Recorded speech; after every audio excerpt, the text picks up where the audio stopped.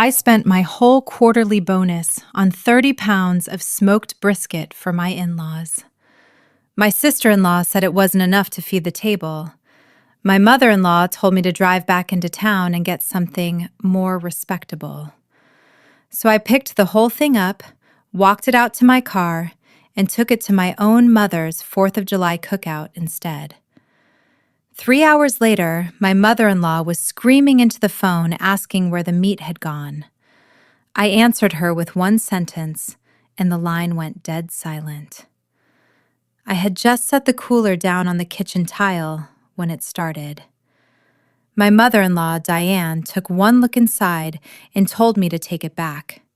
My sister-in-law, Brooke, who was parked at the kitchen island scrolling through her phone, didn't even bother getting up. She just wrinkled her nose and said, "That's it? That's not going to be enough for everybody, Claire." I stood there for a second, not saying anything, just looking down at 30 pounds of brisket wrapped in butcher paper, still warm, still smelling like post-oak smoke, and 12 hours of somebody's Saturday. I had been at Roscoe's Smokehouse since 6 that morning, standing in a line that wrapped around the parking lot because everybody in 3 counties knew Roscoe sold out by 9. I'd paid extra to have them hold 2 whole packers for me.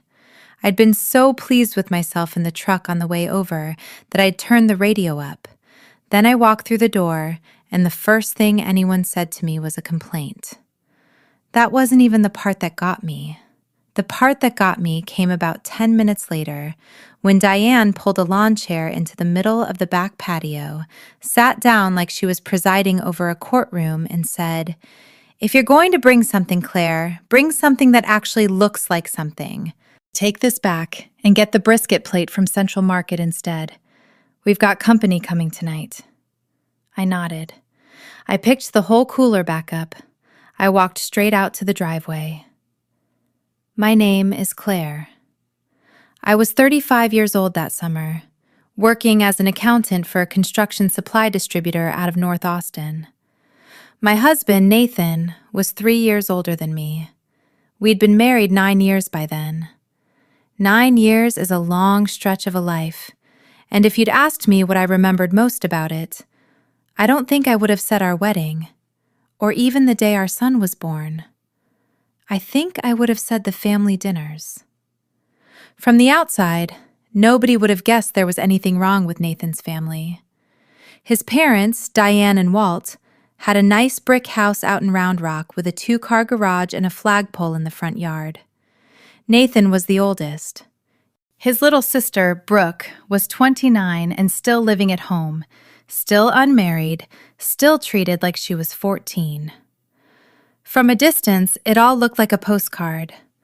It's only when you're actually inside a house like that, night after night, that you understand what it costs to keep it looking that way. Every dinner at that house felt like a shareholder meeting nobody had asked to attend. It always started small: the price of gas, somebody's fence line, a neighbor's new truck, and then, without fail, it circled back around to me. Sometimes it was that I'd gotten home late from work again. Sometimes it was that Nathan and I hadn't given them a second grandchild yet. One time it was the runner rug I'd put down in our own hallway, and how the shade of blue didn't really go with anything. Small things. The kind of things that, if you told a stranger about them one at a time, they'd laugh and tell you to relax. But when it happens at every single dinner, for years, it isn't small anymore. It just gets quiet enough that nobody notices how heavy it's gotten. I used to talk myself out of it constantly. Everybody has their own way of being, I'd tell myself. Diane grew up without much. She'd told me the stories enough times. The winter the pipes froze and stayed frozen. The year her father was between jobs for 11 months. So she cared, maybe too much, about how things looked to people outside the family. Brooke was different. She wasn't cruel, not really, just spoiled. Doted on by her mother her whole life. Shielded by her brother whenever the world got the least bit rough on her. She was used to being the one everybody adjusted around. I understood all of that. I understood it so well that I usually gave in before anyone even had to ask me to. But understanding a thing doesn't mean it stops wearing you down. That Saturday started out about as good a day as I'd had in months. My bonus had cleared Friday afternoon. Not a fortune, but enough to do something nice. I thought about it most of Friday night, lying in bed next to Nathan, and by Saturday morning I'd decided. I was going to buy brisket. Real brisket. Competition grade, from the place Walt always talked about but never treated himself to because Diane said it was overpriced for what it is. I knew Walt loved it. I knew, deep down, that even Diane loved it. She just never let herself say so out loud. The guy behind the counter at Roscoe's laughed when I told him the order. 30 pounds, ma'am. You feedin' a church picnic? Just my husband's family, I told him, and he shook his head like he didn't quite believe me. But he wrapped it up anyway, stacked neat in butcher paper, and helped me load the cooler into my trunk. On the way over, I stopped for a bag of ice, a couple bags of chips, a jar of pickles, 2 six-packs of soda. My trunk was completely full by the time I pulled into their driveway. The July sun was already doing that thing where it makes the asphalt shimmer. I drove the last few blocks with the windows down, picturing the whole family sitting around that patio table that evening, the smell of the meat, everybody easy and full and happy for once. That was the whole plan. That was all I wanted. Then I stepped onto the patio, and I heard Brooke's voice before I even got the cooler all the way out of the car. Ugh, is that all of it? That's not going to be enough. I thought for one hopeful second that she might be joking. Then Diane came over, lifted the paper back, poked at the meat with one finger like she was checking produce at the grocery store, and set it back down. Take it back, she said. I stared at her. Take it back where, Diane? It's not going to look right for the company tonight. What company? Are we having people over? Yes, your Uncle Roy's family is coming through from Caldwell. I genuinely hadn't known. If anybody had told me ahead of time, I would have asked what they wanted, planned around it, made something fancier if that mattered so much to them. But it wasn't even the surprise guests that bothered me. It was the way they looked at something I had driven 40 minutes out of my way for. Something I'd stood in a parking lot for 3 hours to buy, like it was a return at a department store. I tried to keep my voice level. It's from Roscoe's, Diane. It's the good stuff. There's plenty of meat on it. She shook her head. The first thing people notice is how much food is on the table. Brooke, still not looking up from her phone, chimed in. She's right. Nobody wants to show up and see one cooler on a table for 15 people. I looked at her. She wasn't even paying attention to me, just tapping away at something on her screen completely unbothered. Something small and sharp scraped along the inside of my chest.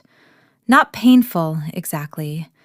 More like a fingernail dragged across glass. And once that feeling opened up, I couldn't stop the memories from pouring in behind it.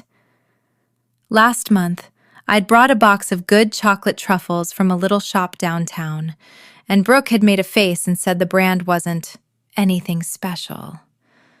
2 months before that, I'd bought a new set of dinner plates for the house, sage green, and Diane had said the color was kind of tacky, honestly. 3 months before that, I'd hired a caterer for Walt's birthday, and Brooke told everyone at the table the food tasted like a gas station. All these little things, dropped one after another over years, small enough that any single one of them sounded ridiculous to complain about. But I wasn't complaining about any one of them anymore. I was standing on that patio adding up every single one at once. and the total was heavier than I expected. Nathan had been out on the side porch fixing a ceiling fan that had been rattling for a week. He must have heard the tail end of it because he came around the corner wiping his hands on a rag. "It's fine," he said, in that easy, smoothing things over voice he always used. "If Mom wants something bigger, just run and grab the platter from Central Market. It's not a big deal."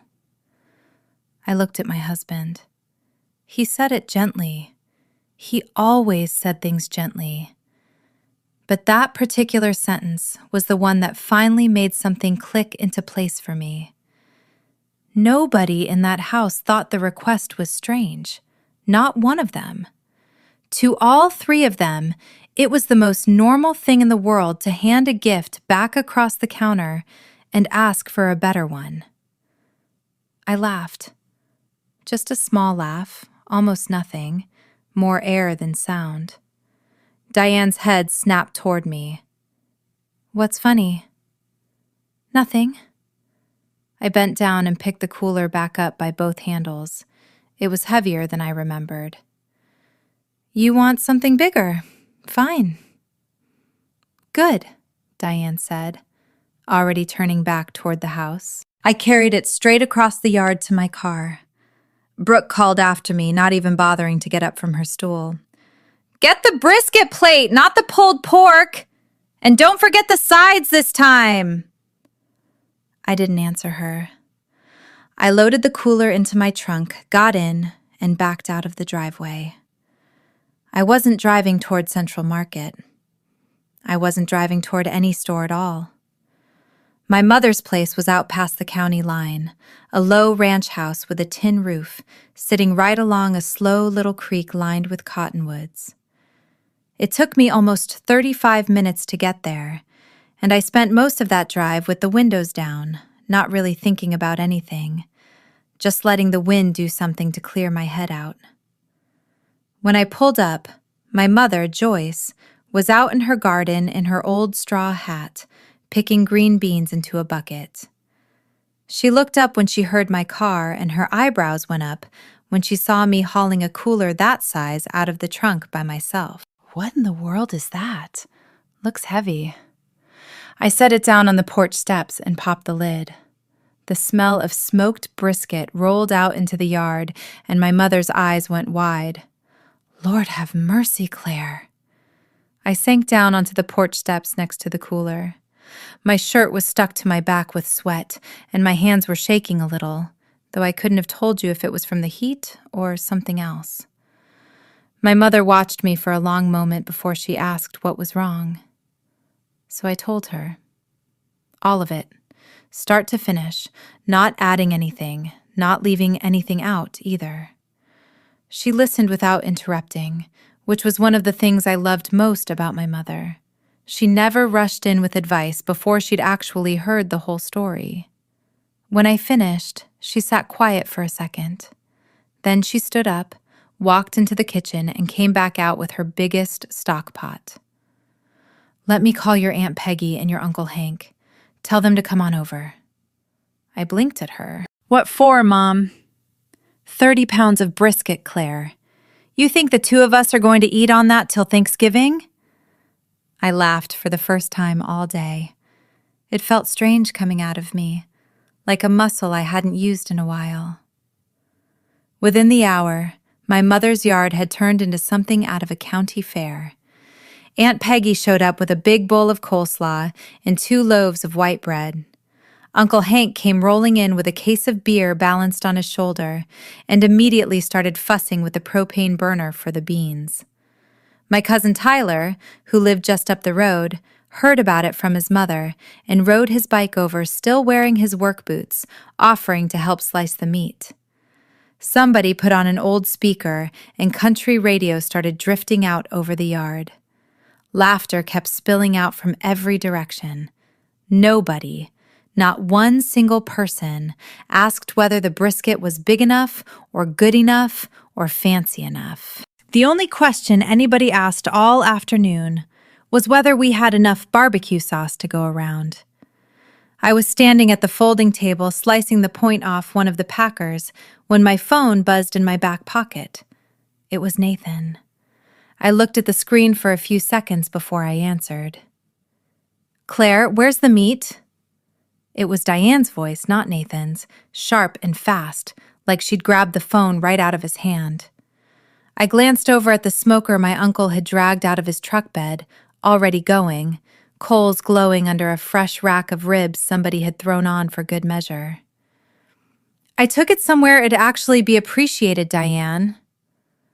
There was a silence on the other end that went on just a beat too long, and then, right on the heels of it, I heard tires screech to a stop out on the road in front of my mother's fence, hard enough that Aunt Peggy and Uncle Hank both turned to look. A car door slammed. Someone came jogging up the gravel drive, red in the face, hair a mess like they'd had the windows down the whole way.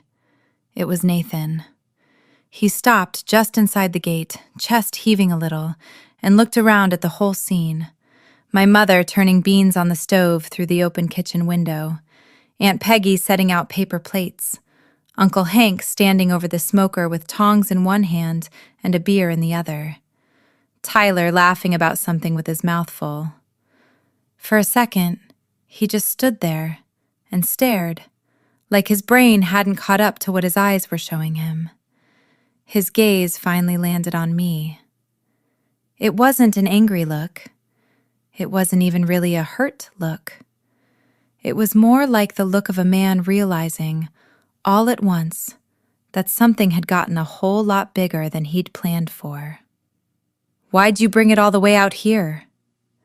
"Because there are people out here who wanted to eat it," I said, setting down a tray of sliced brisket. He didn't say anything to that. The only sound for a second was the crackle of the smoker and somebody's radio. Then he stepped closer. "You know Mom's got company coming tonight. I only found out about it myself this morning." "We can still get it back to her," I said. "It's only 35 minutes. He didn't have an answer for that. He knew exactly what I meant, and we both knew it wasn't really about the 35 minutes. My mother came out onto the porch, wiped her hands on her apron, and pulled a folding chair out for him without saying a word about anything that had just happened. "Sit down, Nathan. Get you something cold to drink." "That's okay, Joyce. I'm fine, really." "It's 98 degrees out here. Sit." That was just how my mother was. She rarely got in the middle of her children's business, but she was never, in her whole life, going to let a guest stand around sweating in the middle of her yard. Nathan sat. A cup of sweet tea appeared in front of him a minute later. Nobody said another word about the brisket. Aunt Peggy went right on talking about the Hendersons repaving their driveway 2 doors down. Uncle Hank burst out laughing about something with the smoker lid, and the whole yard eased right back into the easy rhythm it had been in before he got there.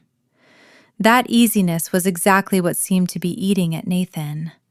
I could tell because back at his own parents' place, things were probably anything but easy right about now.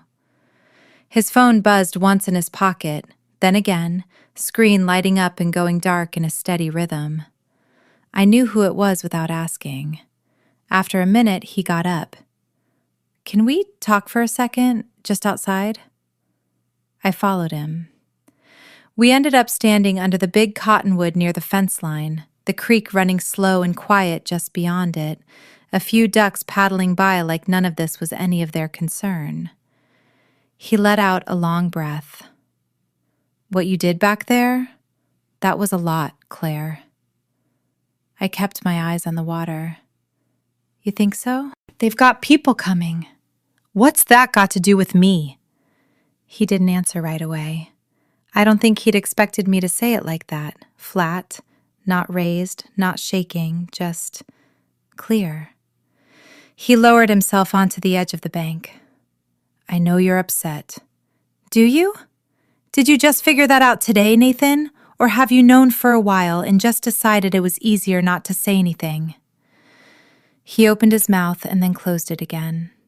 A little wind moved through the cottonwood leaves overhead, and for the first time in a long time, I felt something other than frustration when I looked at him. I felt sorry for him.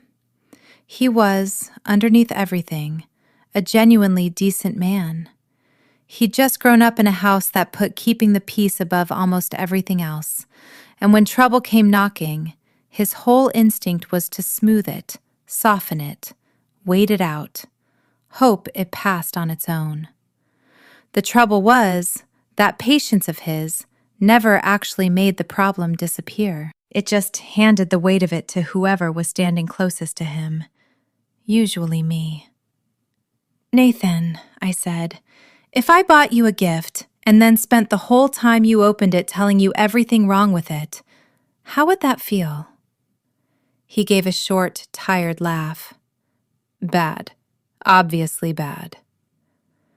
What if I did that every single time, for 9 years straight? He didn't say anything to that. I let the silence sit there. Some things only need saying once. The people who are going to hear it will hear it. The ones who won't, you could say it to them 50 times and it wouldn't land any different. His phone rang again, and this time he picked up. Diane's voice came through loud enough that I could hear pieces of it from 3 feet away. "Nathan, where are you? Did you get the meat yet?" "I'm at Claire's mom's place." "Well, have you gotten the company is already here, Nathan." "Which company, Mom?" "Your Uncle Roy's family." There was a pause, and then, faintly, I heard an older man's voice cut in over the line. "What meat? What are you talking about?" It was Uncle Roy himself. Somebody must have handed him the phone, or he'd leaned in close enough to be heard. Laughter followed right behind his voice. "You all think I drove 2 hours for a spread? I stopped for barbecue on the way up. I'm stuffed." Nathan and I looked at each other. He put the call on speaker. "I'm just here to say hello and see the family," Roy's voice went on. "Didn't need a feast for that." Diane's voice came back, a little flustered now. "Well, we had things planned." "Don't go to any trouble on my account. I'll eat whatever's on the table." Another voice cut in behind him, a woman's, probably Roy's wife. "I'd rather have a plate of beans than all that heavy meat anyway, at my age." Laughter rolled through the line again. Nathan's expression shifted, slow, like something was finally settling into place behind his eyes. Maybe that was the exact moment it clicked for him. That his mother had spent the whole day terrified of what people might think, worried the spread wouldn't look impressive enough, worried somebody would judge the table, while the very people she was worried about couldn't have cared less either way. The call ended. He sat there quiet for a long stretch afterward. I walked back into the yard. The ribs were about done, and the smell had gotten strong enough that even the neighbor's dog was hanging around the fence line hoping for scraps. Aunt Peggy laughed when she saw me coming. "Claire, this meat's got some serious weight to it. Every piece feels like a brick." Everybody laughed. Even Nathan, when he came back to the yard a few minutes later, managed a small smile. Lunch that day turned out better than anything I could have planned for. Sliced brisket, ribs, corn on the cob boiled right there in a pot on the burner, a jar of my mother's pickles passed around the table. Simple, nothing fancy about it, and not one person at that table seemed to mind. My mother sat at the head of the table, pulling meat apart and passing plates around, and I watched her for a minute, feeling something in my chest loosen for the first time all day. There are things you live with so long, you start believing they're just normal. It takes stepping into a different room, a different family, a different table, to see the gap for what it really is. The gap between being appreciated and being merely tolerated. We were most of the way through lunch when my phone buzzed again. This time it was Brooke's number on the screen. That alone was strange enough to make me pause because Brooke almost never called me. We texted occasionally, mostly logistics. What time is dinner? Are you bringing the kid? That sort of thing. A phone call from her was rare enough that I actually stared at the screen for a second before I picked up. There were a few seconds of dead air on the line before she said anything. Then, finally, "Are you still mad at me, Claire?" I didn't answer right away, and she rushed on before I could. "I was just kidding around earlier. I didn't think you'd actually pack the whole thing up and leave."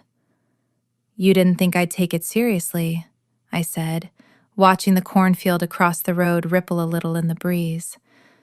"Because you were being serious when you said it." She laughed, but it came out awkward, more air than humor. "You get so worked up about stuff, you know that?"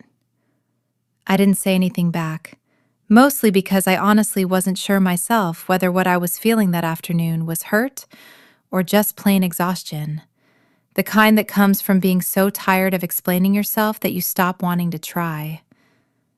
"Mom's really upset, you know," Brooke said into the quiet. "Upset because there's no meat on the table? Or upset because she's embarrassed in front of Roy's family?" The line went quiet again. I heard her let out a small sigh. After a long pause, she finally said, "Maybe both, honestly." I laughed before I could stop myself, a real laugh this time, one I couldn't have held back if I'd tried. Brooke laughed too, a beat later, and for a second it almost felt like we were having a completely different kind of conversation than any we'd ever had before.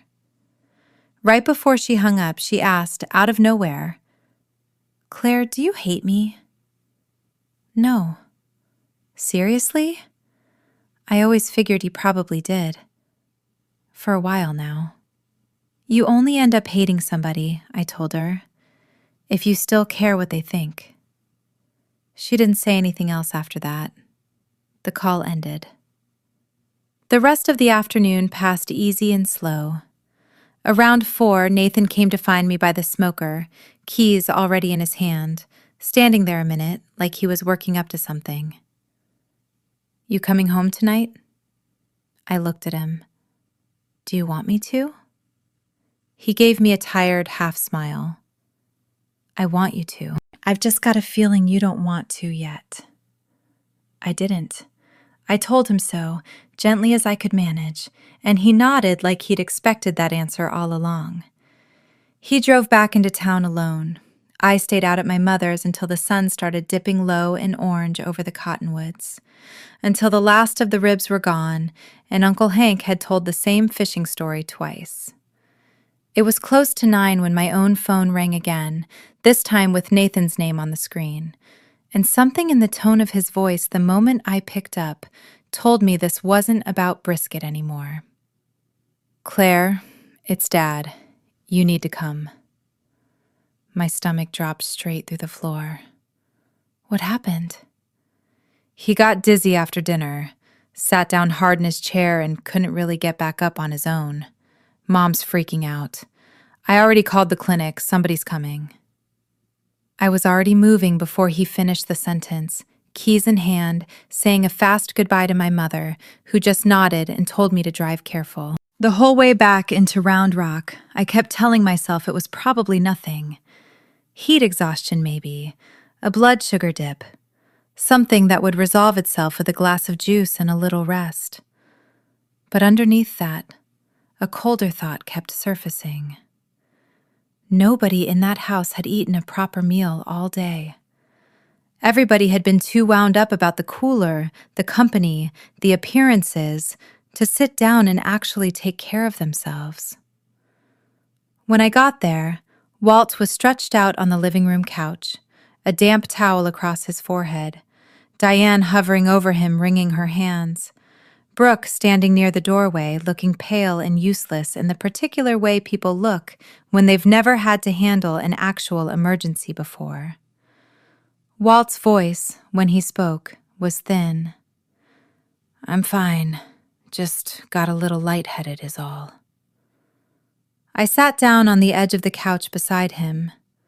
Out of everyone in that house, over all 9 years, Walt had always been the one who treated me the kindest. He didn't say much, never got involved in the little skirmishes that flared up around the dinner table, but he had a way of never making me feel small either. Early on in the marriage, I'd made a pot roast that came out far too salty, and Diane had sulked her way through the whole meal without saying a word about it out loud, the disapproval just radiating off her. Walt had quietly finished 2 full plates and said, "Little extra salt never hurt a man." I'd known even then that he was doing it on purpose, covering for me. Over the years, there'd been a dozen small moments like that. So seeing him laid out on that couch, pale and weak, put a real knot of worry in my chest. About half an hour later, Nathan came in with the doctor from the clinic down the road, an older man with a black bag who checked Walt's blood pressure, listened to his heart, asked a few quiet questions. Finally, he sat back on his heels. "Did he eat much today?" Diane answered fast, a little too fast. "We had company over, doctor. It was a busy day. Everything got a little hectic." "What did he actually eat for lunch?" Silence settled over the whole room. I looked around at all of them, and it dawned on me, slow and heavy, that not one single person in that house had eaten a proper meal that entire day. Everybody had been too tangled up in the meat and the company and their own pride and wondering where I'd disappeared off to with the cooler. By the time Roy's family showed up, half of them had lost their appetite from the stress of it, and lunch had gotten skipped entirely. The doctor shook his head. "A man his age can't be skipping meals like that." Brooke looked down at the floor. Diane didn't say a word. The doctor gave a few more instructions, left a card with the clinic's after-hours number, and let himself out. The house went quiet in the way houses do right after a scare passes. I went into the kitchen and opened the fridge. It was still packed nearly full, exactly the way I'd left it that morning.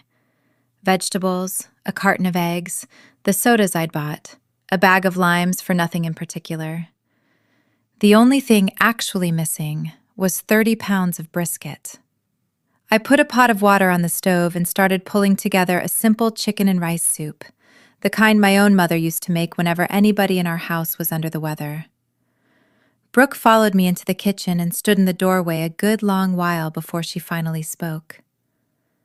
"Claire," I kept stirring. "I'm sorry." My hand actually stopped on the spoon for a second. In 9 years, that was the first time Brooke had ever apologized to me for anything without being pushed into it first.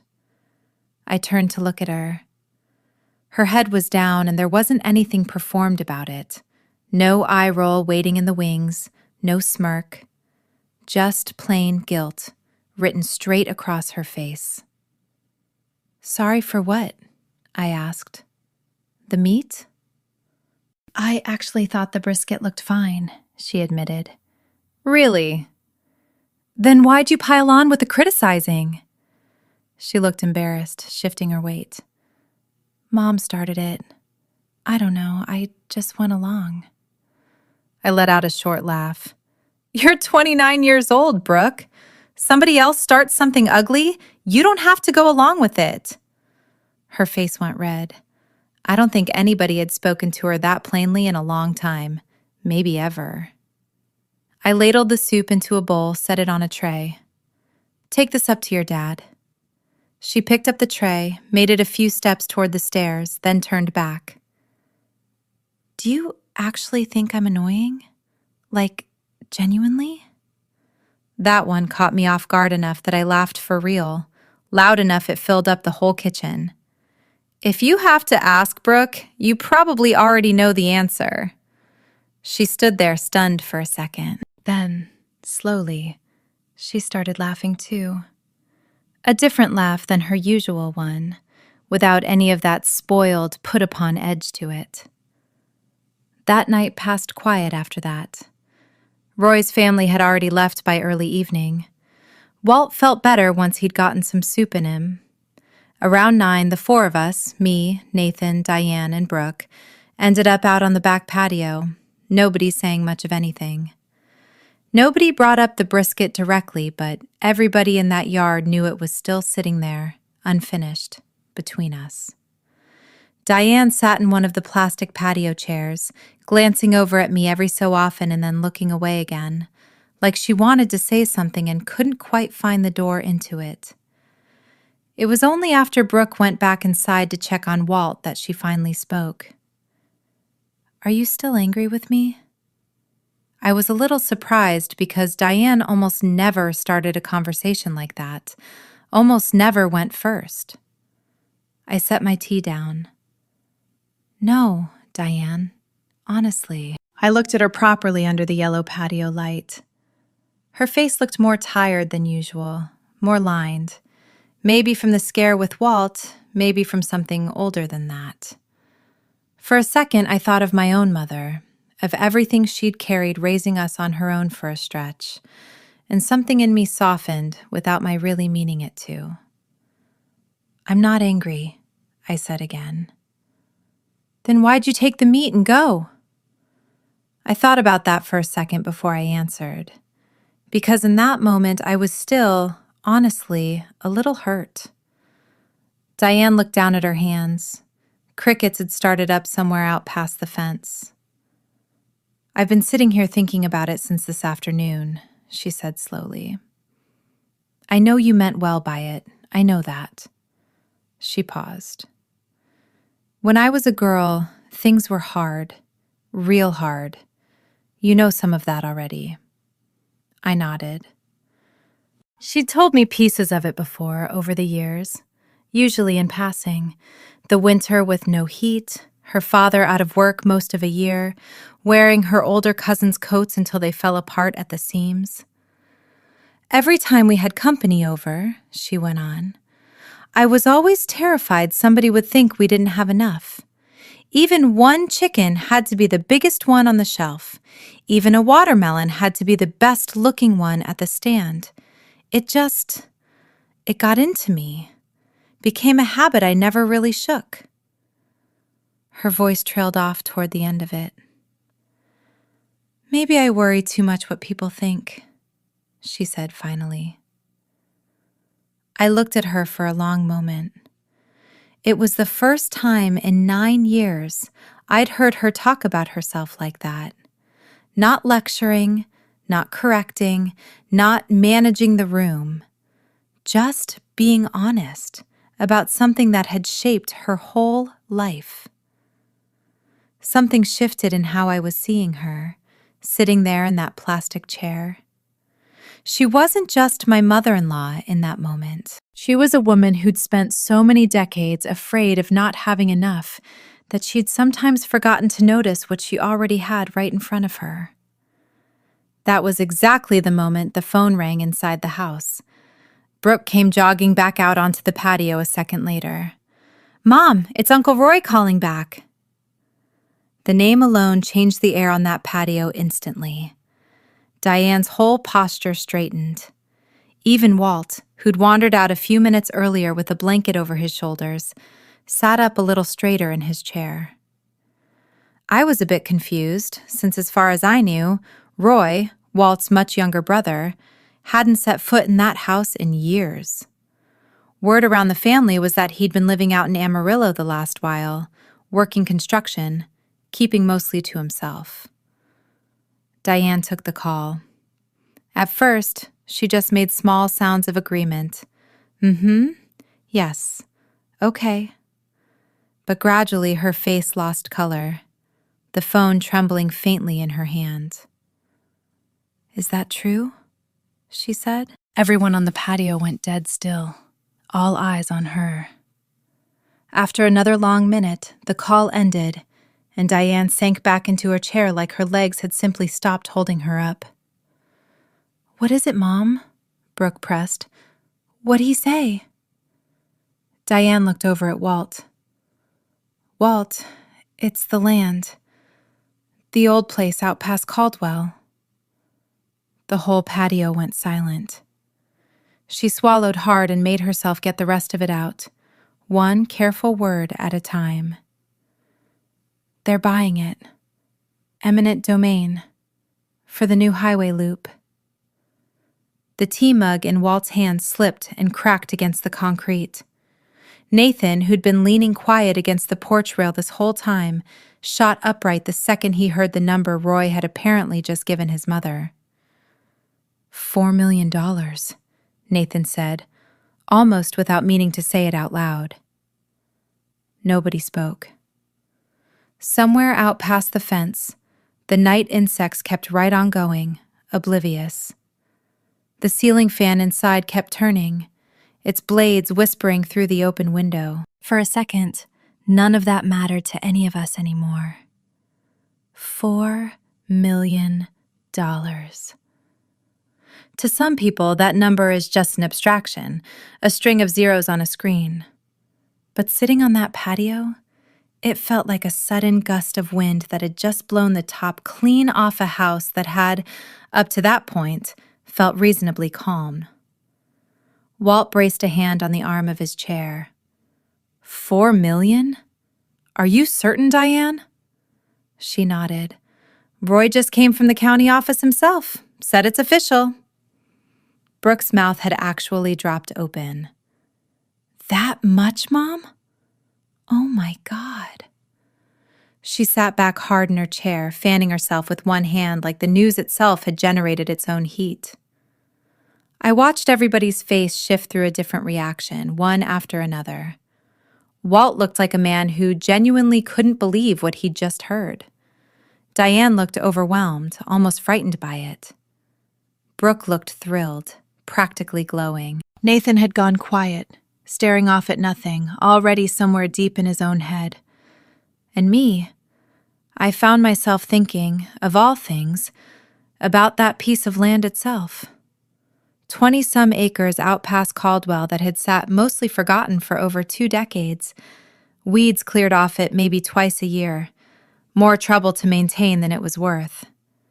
There'd even been talk, a few years back, of just letting it go for whatever anybody would offer. And now, out of nowhere, a highway project had turned it into the biggest thing that had ever happened to this family. Diane checked her phone again. Roy says there's a new interstate connector going straight through it. Walt nodded slowly, still processing. How many acres is it total? A little over 22. Brooke's eyes had gone bright. So we're basically rich overnight? That got a laugh out of a few people, breaking some of the tension. But I noticed Walt's own laugh didn't last very long. It came and went fast, and then he was back to staring off at the middle distance, deep in thought. People who've actually lived a while tend to be like that. They understand something the rest of us are still learning. That money you haven't actually gotten your hands on yet is still just a plan on paper. And plans on paper have a way of falling apart before they ever turn into anything real. As it turned out, 10 o'clock came and went, and none of us had moved from that patio. Nobody wanted to be the first one to say what everyone was privately already thinking, that this kind of money, dropped suddenly into a family that had never had to handle anything close to it before, was every bit as likely to tear something apart as it was to fix anything. I should explain a little about that land, and about Roy, because none of what came after makes much sense without it. Walt and Roy had grown up outside Caldwell, on a stretch of family land that had belonged to their mother, a woman named Ruth, who'd held on to it through some genuinely hard years. A husband who left, 2 boys to raise more or less on her own, a run of bad harvests in the early 60s that nearly cost her the whole place. By the time Ruth passed, Walt was already established in Round Rock with a family of his own, and Roy, 15 years younger, had barely finished growing up. There'd always been a quiet understanding in the family that the land would eventually go to Walt, since he was the one who'd helped Ruth pay down the debt on it in her later years, the one who'd driven out most weekends to fix fences and mow the pasture. But nothing about that arrangement had ever been put down cleanly on paper, at least not that anybody living could point to with any certainty. Roy had signed something, once, at a lawyer's office in town, back when he was barely 21 and mostly wanted to be done dealing with the whole business. He'd taken a small settlement at the time and gone off to build his own life out west. For 20 years afterward, the two brothers had drifted apart the way brothers sometimes do, not from any one blow-up, just a slow erosion of years and distance and different lives until visits stopped happening at all. None of that had mattered much while the land was just sitting there, half forgotten, worth next to nothing on paper. It mattered enormously the second somebody put a $4 million number on it. In those first few days after the buyout news broke, before anything had gone wrong yet, I found myself doing a lot of thinking about my own family and how differently we'd always handled money, even the small amounts of it that ever passed through our hands. My mother had raised my brother and me mostly alone after my father left when I was 9, working 2 jobs for years, one at the county clerk's office during the week and another waiting tables on weekends at a diner 2 towns over. We never had much. I remember birthdays that amounted to a homemade cake and a $5 bill tucked inside a card. And I remember not minding, because the whole point of those small celebrations was never really about the money. It was about everybody showing up, everybody making a fuss over you for one evening, everybody genuinely glad to be there.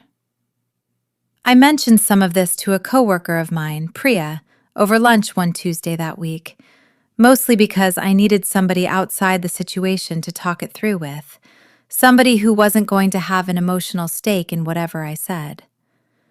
Priya had been at the company almost as long as I had, sharp and steady, the kind of person who listened all the way through before she offered an opinion. $4 million, she said, once I'd laid the whole thing out for her, has a way of turning perfectly reasonable people into strangers. I watched it happen in my own family years back, when my grandfather's house finally sold after he passed. Cousins who hadn't spoken in a decade suddenly remembering exactly how close they'd always been to him. That's what I'm worried about, I admitted. Not the money itself, just what it might do to people who were already a little fragile with each other to begin with. Can I ask you something? Priya said. Whose money is it, really? Legally, I mean. Walt's, my father-in-law's. Free and clear as far as anybody knows right now. Then here's a thought, she said. The families I've seen survive that kind of windfall intact are usually the ones where whoever actually holds the money treats it like a responsibility instead of a prize. Somebody's got to be willing to look past what they're legally owed and think about what's actually fair. Doesn't happen automatically. Somebody in the family has to choose it. I thought about that conversation a lot over the following weeks, watching the situation unfold at Walt and Diane's. I didn't know yet, at that point, whether Walt would turn out to be the kind of man Priya was describing, or whether the money would bring out something harder and more guarded in him instead. I hoped for the former. I'd seen enough of his quiet decency over 9 years of marriage to believe it was possible. But hope and certainty are 2 very different things, and that week, certainty was in short supply for all of us. Nathan, for his part, seemed to be wrestling with something similar in his own head, though it took him longer to put words to it out loud. One night, lying in bed, staring up at the ceiling fan turning slow circles above us, he said, out of nowhere, "You know, growing up, we never had a ton of money either, not compared to some of the families around us. But Mom always acted like we were one bad month away from losing everything. I think that's part of why this whole thing with the land has got everybody so wound up. It's not really about whether $4 million is enough. It's about whether, deep down, anybody in that house actually believes there could ever be enough." "Do you believe that?" I asked him. "That there could be enough?" He was quiet for a long moment. "I don't know yet," he admitted. I think I'm still figuring out what enough even looks like. I didn't push him further on it that night. It felt like the kind of question a person needed room to sit with on their own timeline, not an answer you could hand somebody secondhand. But I noticed, over the following weeks, that he started paying closer attention to how his family talked about the money, not just the numbers themselves, but the fear underneath them. The old scarcity that Diane had confessed to me on that patio months earlier, still running quietly through the whole family like an underground current nobody had ever properly named out loud until now. The trouble started 3 days later. I remember because it was a Tuesday, and I was at my desk at work reconciling a set of invoices when Nathan called, his voice tight in a way I didn't like. "Roy's saying he wants half." I set my pen down. "Half of what? The buyout?" "He's saying the land was never legally just Dad's. Says whatever he signed back then, he didn't fully understand what he was giving up. He wants a lawyer to look at it." That evening, I drove over to Diane and Walt's after work, and the house felt like a completely different place than it had even a week earlier. Walt was at the kitchen table with a shoebox of old papers spread out in front of him, reading glasses pushed up on his forehead, looking a decade older than he had at Sunday dinner. Diane was on the phone in the next room, her voice pitched low and urgent. Brooke sat at the counter, uncharacteristically quiet, picking at a thread on her sleeve. "He signed it, Claire," Walt said without looking up as soon as I walked in. "I know he signed it. I was there." "Then there should be a copy somewhere," I said. "There should be. There's supposed to be a record book. The notary out in Caldwell kept a ledger of everything that went through his office back then. Copies of every signed document. Mr. Dunlap. His family's still got the old real estate office out there." "Have you called him?" Walt finally looked up. "His son's been managing it for years now. Says they've been trying to locate the ledger. Says it might have gotten misplaced in a move a while back." That word, misplaced, sat uneasily with all of us for the rest of that evening. It's one thing for a piece of paper to be lost by accident. It's another thing entirely when $4 million is riding on whether or not it ever turns back up. Things got worse before they got better. A week after that, a woman none of us had ever heard of showed up in the picture. A distant cousin on Ruth's side named Linda Sasser, who apparently still lived not far from the old property and had gotten wind of the highway buyout through the county grapevine, same as everybody else. Linda's claim, delivered through a lawyer in a certified letter that arrived at Walt and Diane's mailbox on a Thursday, was that Ruth had verbally promised her a portion of the land decades earlier, before she died, as thanks for having looked after her in her last years. There was no document backing that claim either. Nothing but Linda's word and a story that seemed to shift a little every time she told it. She helped drive Mom to a doctor's appointment twice, maybe 3 times, the whole last year of her life, Walt said bitterly, staring at the letter like it had personally insulted him. That's the extent of it. That's not caregiving. That's being a decent neighbor. But decent neighbor or not, Linda's lawyer had filed a formal notice contesting the sale, which meant the county had to pause the compensation payout pending review, which meant the whole family was now sitting on a piece of land worth $4 million that nobody could actually touch. I watched all of this unfold from close enough to see something I hadn't expected. How differently everybody in that family responded to the exact same pressure. Diane grew tight and anxious, calling lawyers, calling the county office, calling Roy's wife, trying to smooth things over, running herself ragged, trying to hold the whole situation together through sheer force of worry. Brooke, on the other hand, seemed almost energized by it, talking more and more about what she'd do with her eventual share. A car, a down payment on a condo somewhere, a trip to Europe she'd always wanted to take. Until one evening, Nathan finally snapped at her to knock it off, that nothing had actually been settled yet, and she was talking like the check had already cleared. Nathan himself went quiet, in a different way than I'd ever seen him go quiet before. He started staying up late on his laptop, searching real estate law, calling a cousin who'd gone to law school, trying to understand exactly how strong or weak Linda's claim really was. I understood the impulse. I just also noticed that in 3 weeks of this, not once had anybody in that family sat down and asked the most basic human question buried underneath all of it.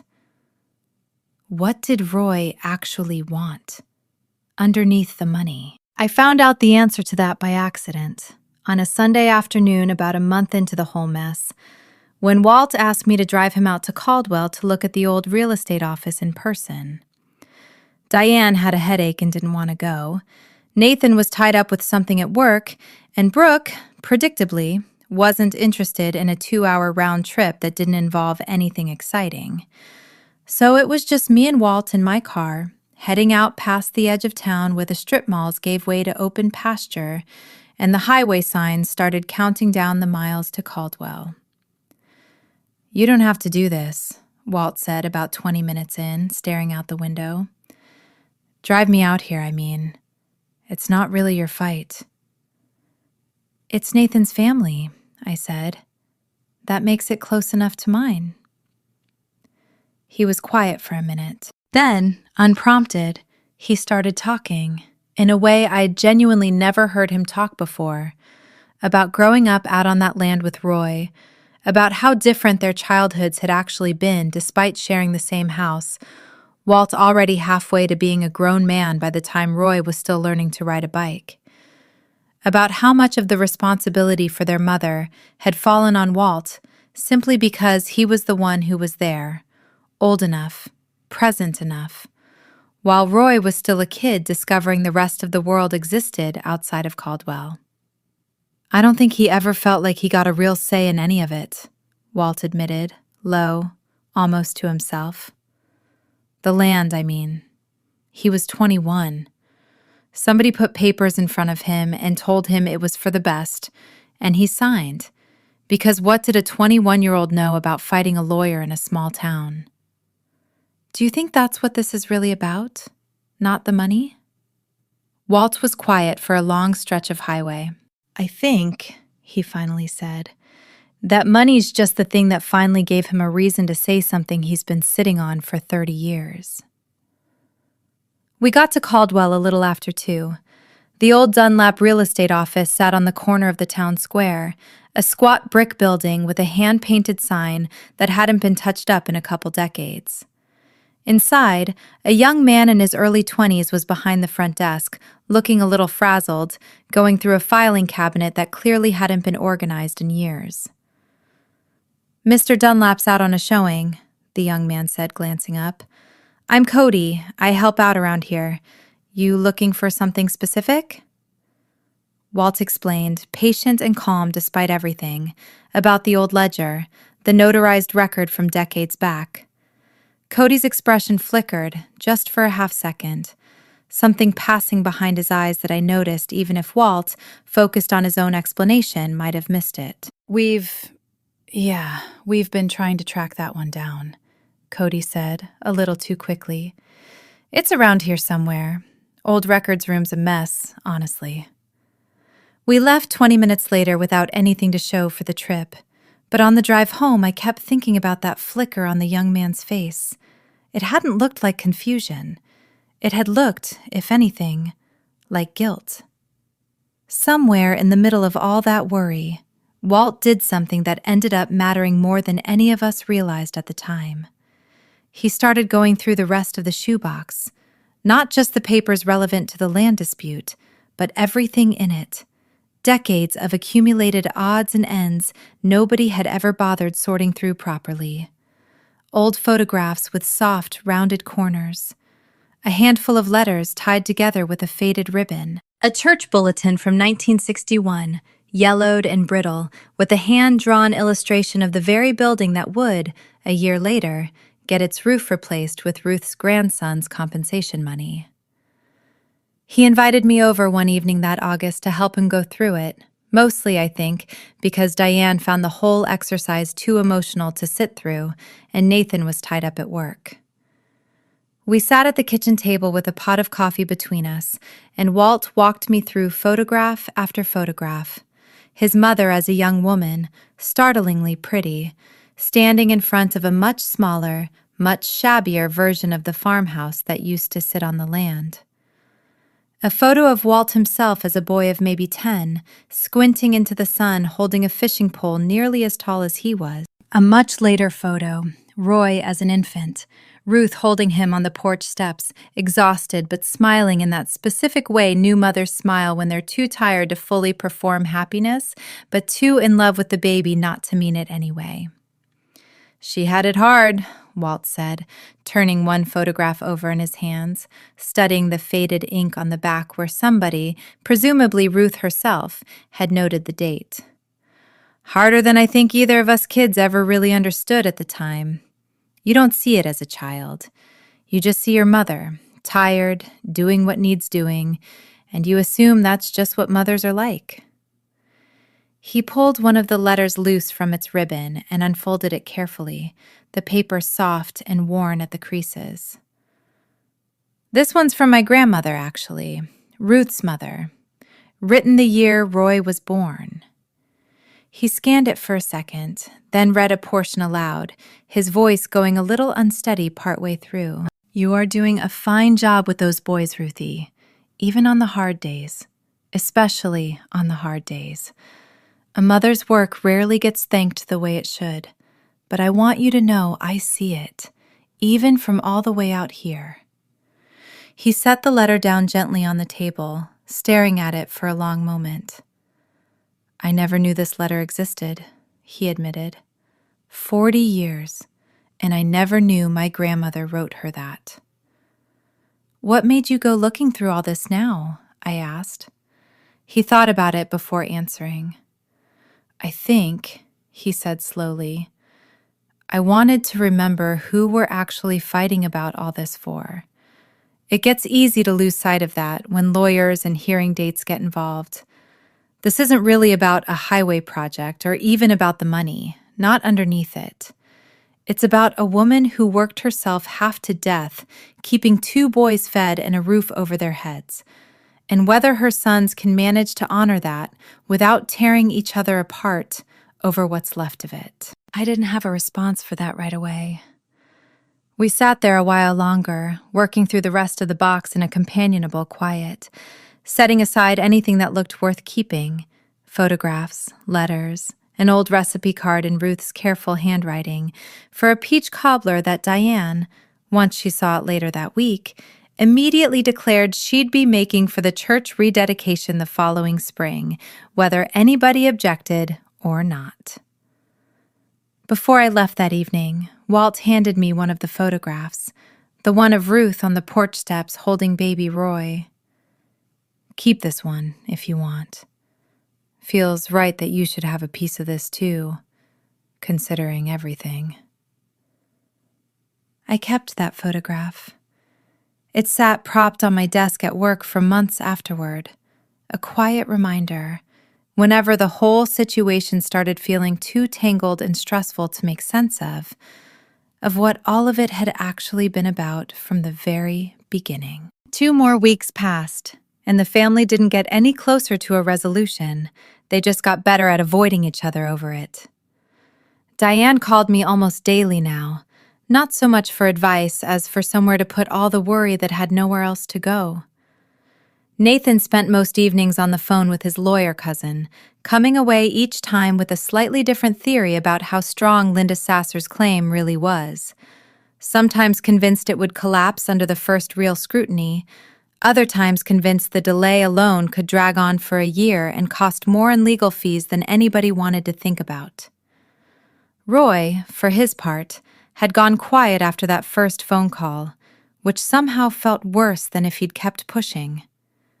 Diane tried calling his wife a few times and got polite, clipped answers. It was Walt, finally, who picked up the phone himself one evening in early August and asked his brother to come down for a proper visit.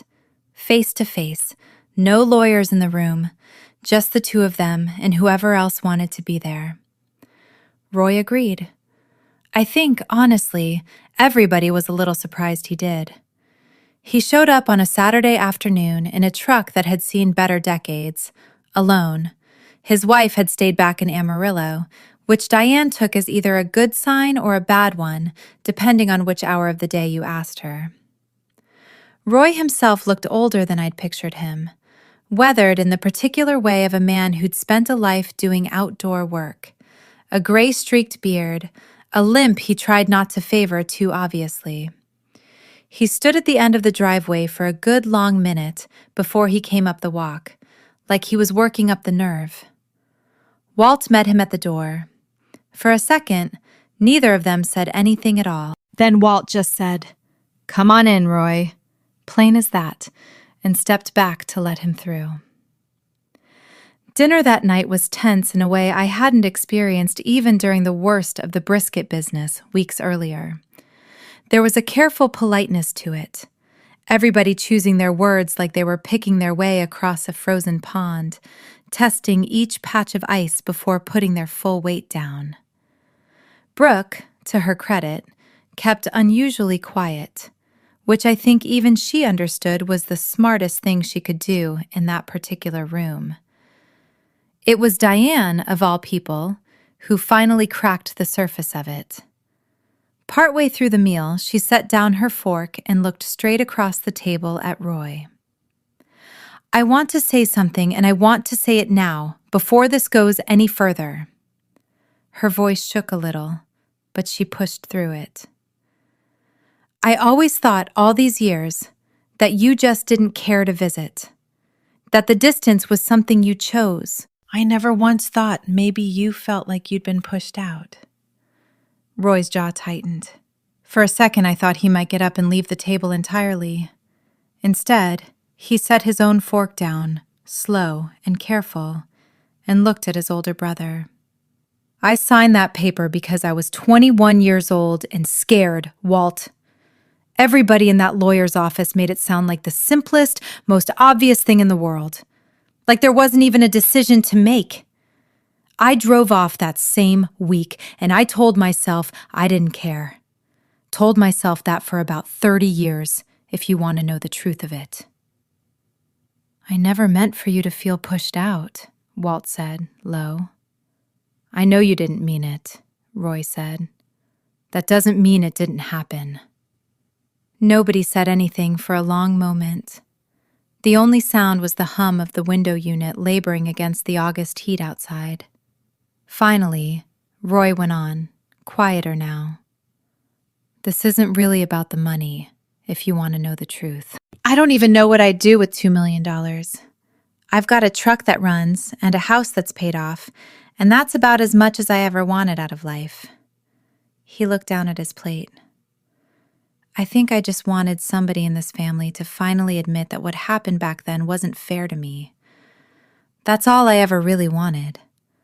The money just gave me an excuse to finally say it out loud." Diane's eyes had gone bright and wet. Walt reached across the table, an awkward, unpracticed gesture between two men who clearly hadn't touched each other in affection in a very long time, and gripped his brother's forearm. "It wasn't fair," Walt said. "I knew it wasn't, even then. I just told myself it was the practical thing, and practical was easier to live with than fair." Roy nodded, not trusting himself to say anything more just yet. Brooke, sitting across from me, had gone still, watching the two of them with an expression I hadn't seen on her face before. Something that looked almost like shame. Like she was suddenly measuring her own recent talk of condos and European vacations against what her uncle had just laid bare on the table, and finding it came up embarrassingly small. It would have been a clean, healing moment to end the evening on, and for about 10 minutes, it actually was. Then Diane's phone rang, and the whole temperature of the room changed again. It was a number none of us recognized. Diane almost didn't answer it, but something made her pick up. We watched her face shift as she listened. Confusion first, then something harder. "Who is this again?" she asked. A pause. "And you're calling because—" "I see." Another pause, longer this time. No, I don't think that's appropriate." She hung up, set the phone down like it had suddenly gotten too hot to hold, and looked around the table. "That was a paralegal, working for Linda Sasser's attorney." She swallowed. "She said they've secured a witness statement. Says somebody from the Dunlap office is prepared to testify the original ledger entry was never properly notarized. Says it could invalidate the whole transfer." The table went silent again, but it was a different kind of silence than before. Colder, more frightened. "That's not possible," Walt said. "I was there. It was notarized. I watched him stamp it myself." "They're saying somebody's willing to say otherwise," Diane said. Roy leaned back in his chair, some of the warmth from a few minutes earlier already draining out of his face, replaced by the old, familiar wariness. "So now what? Now we're all just supposed to go back to fighting each other in court?" Nobody had an answer for that. I sat there thinking about the young man at the front desk of the Dunlap office, the flicker of something across his face when Walt had asked about the missing ledger. It hadn't looked like confusion to me then, and it didn't look any less like guilt to me now. I didn't say anything about it that night.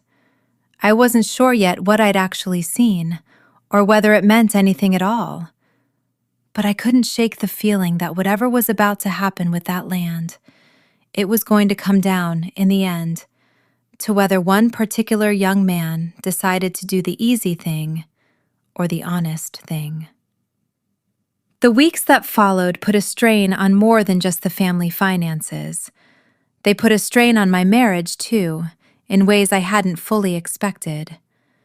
Nathan started coming home later, not because of any one specific crisis, but because the whole situation had become a kind of background static that followed him from his parents' house to his own job to our kitchen table at night. He'd sit across from me, sitting alone at that table with our son already down for bed, looking at an empty chair, thinking about how easily an entire family could organize itself around a crisis and forget, in the process, that the people closest to them were still standing right there, still needing something too.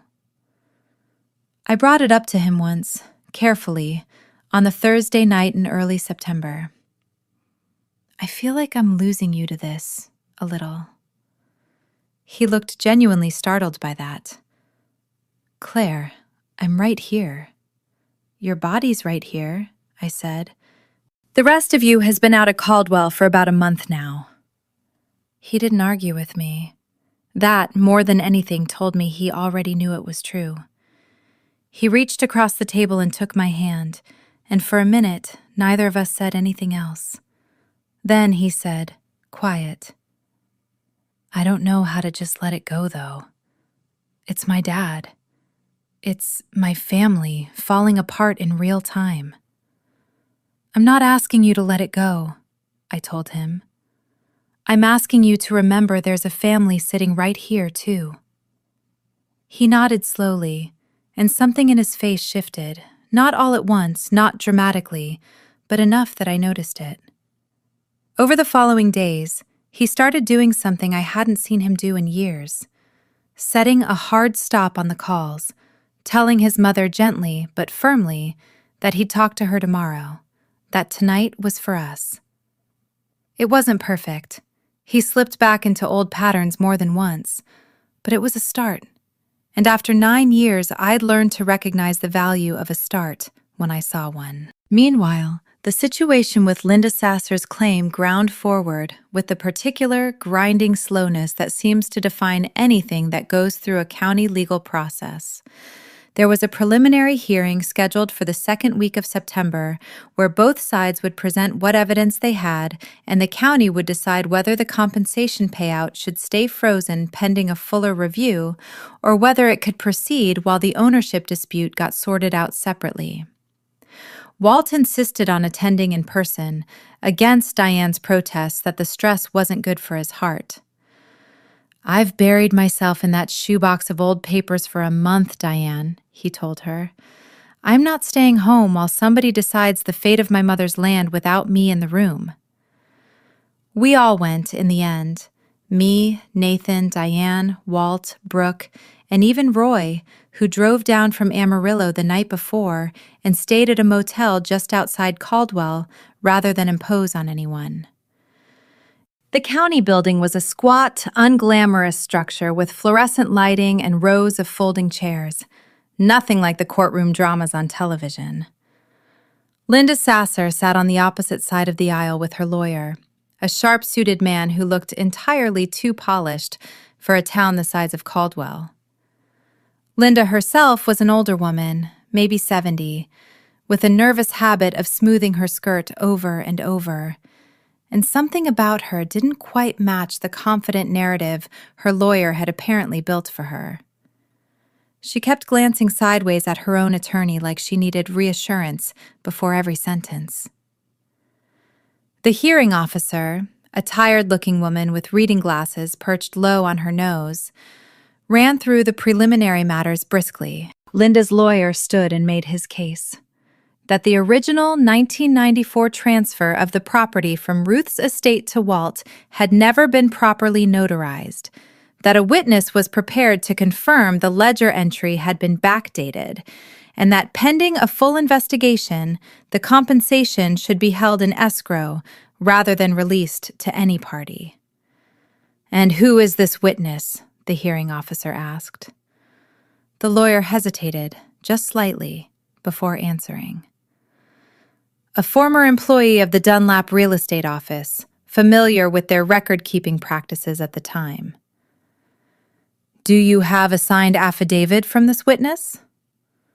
Another pause, longer this time. "We're in the process of finalizing that documentation."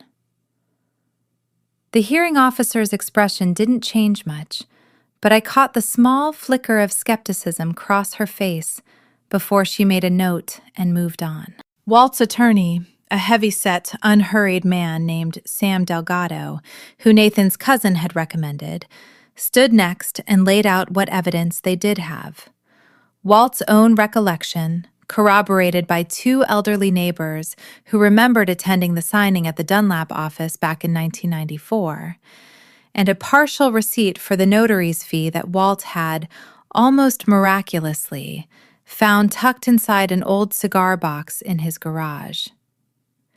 "It's not the full ledger," Delgado admitted to the hearing officer, "but it establishes that a formal transaction did take place on the date in question."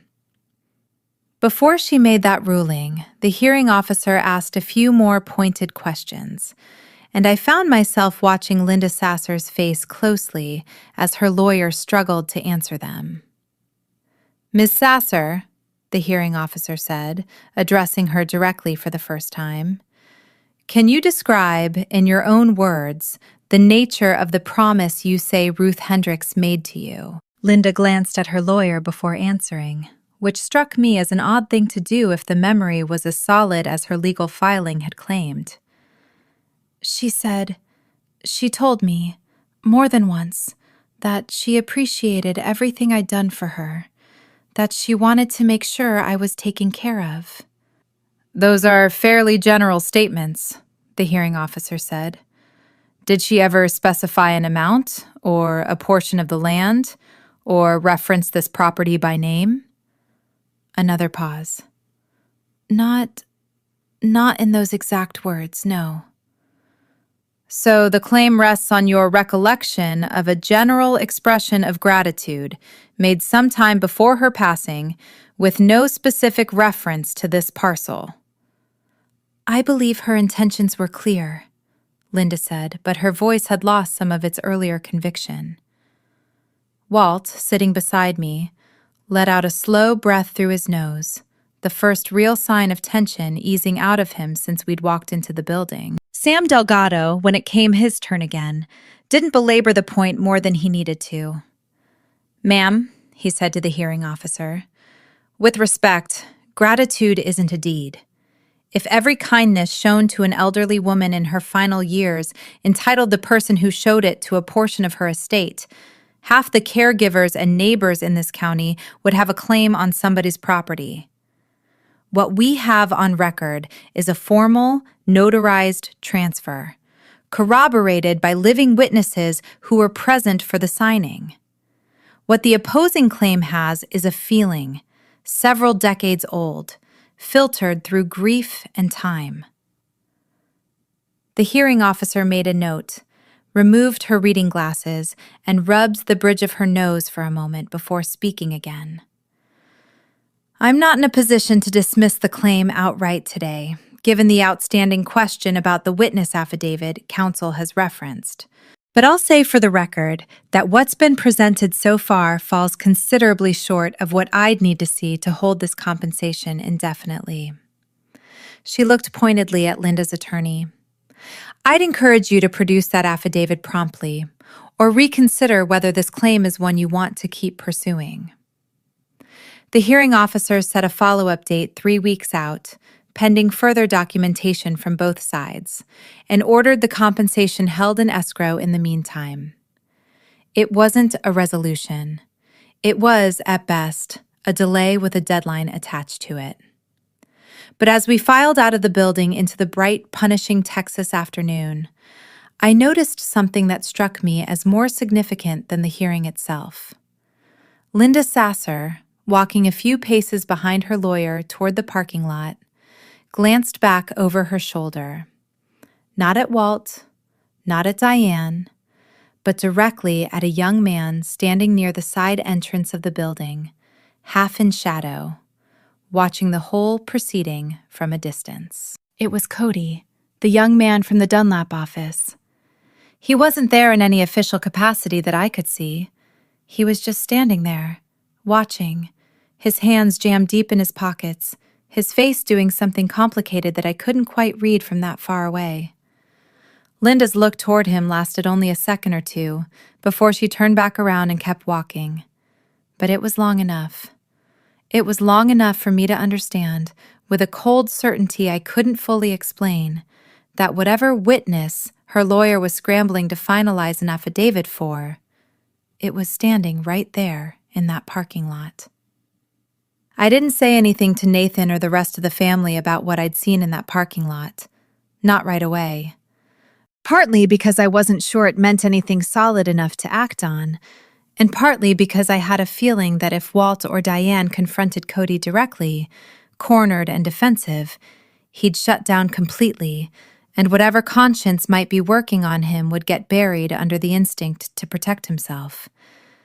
Instead, I did something a little unconventional. 3 days after the hearing, I drove out to Caldwell on my own, during my lunch break, and stopped at the little diner 2 doors down from the Dunlap office. The kind of place with a laminated menu and a waitress who's worked there longer than most of the customers have been alive.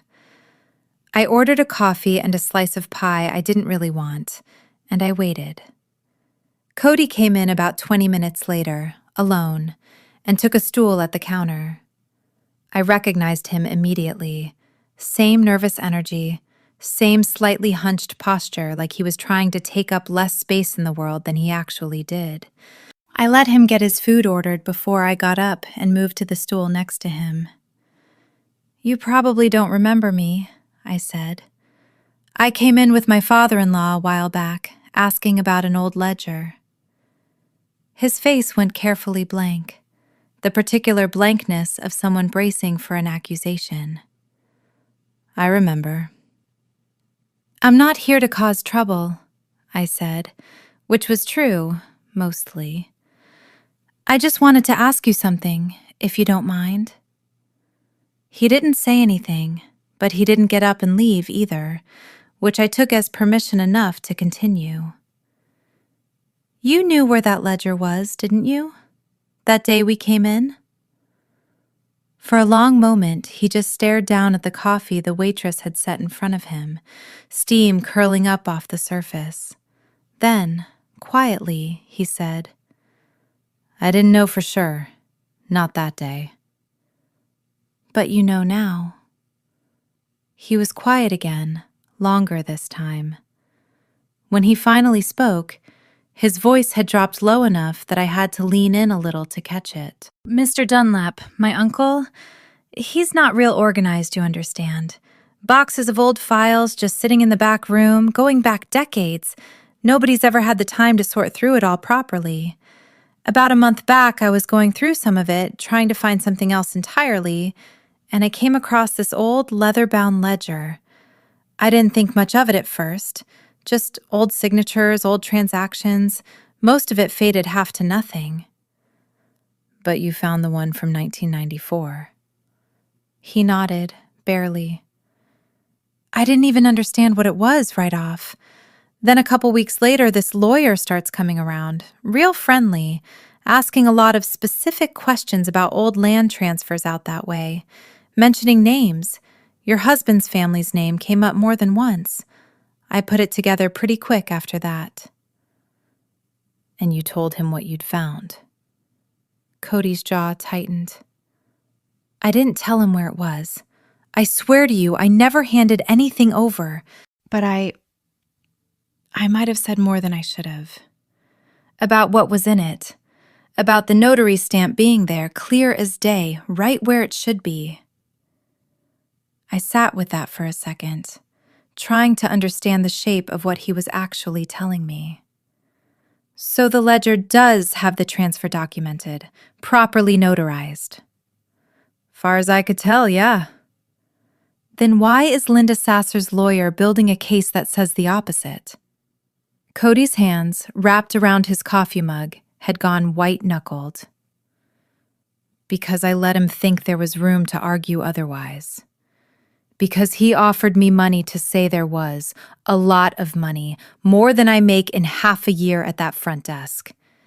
And because for about a week, I let myself think about saying yes."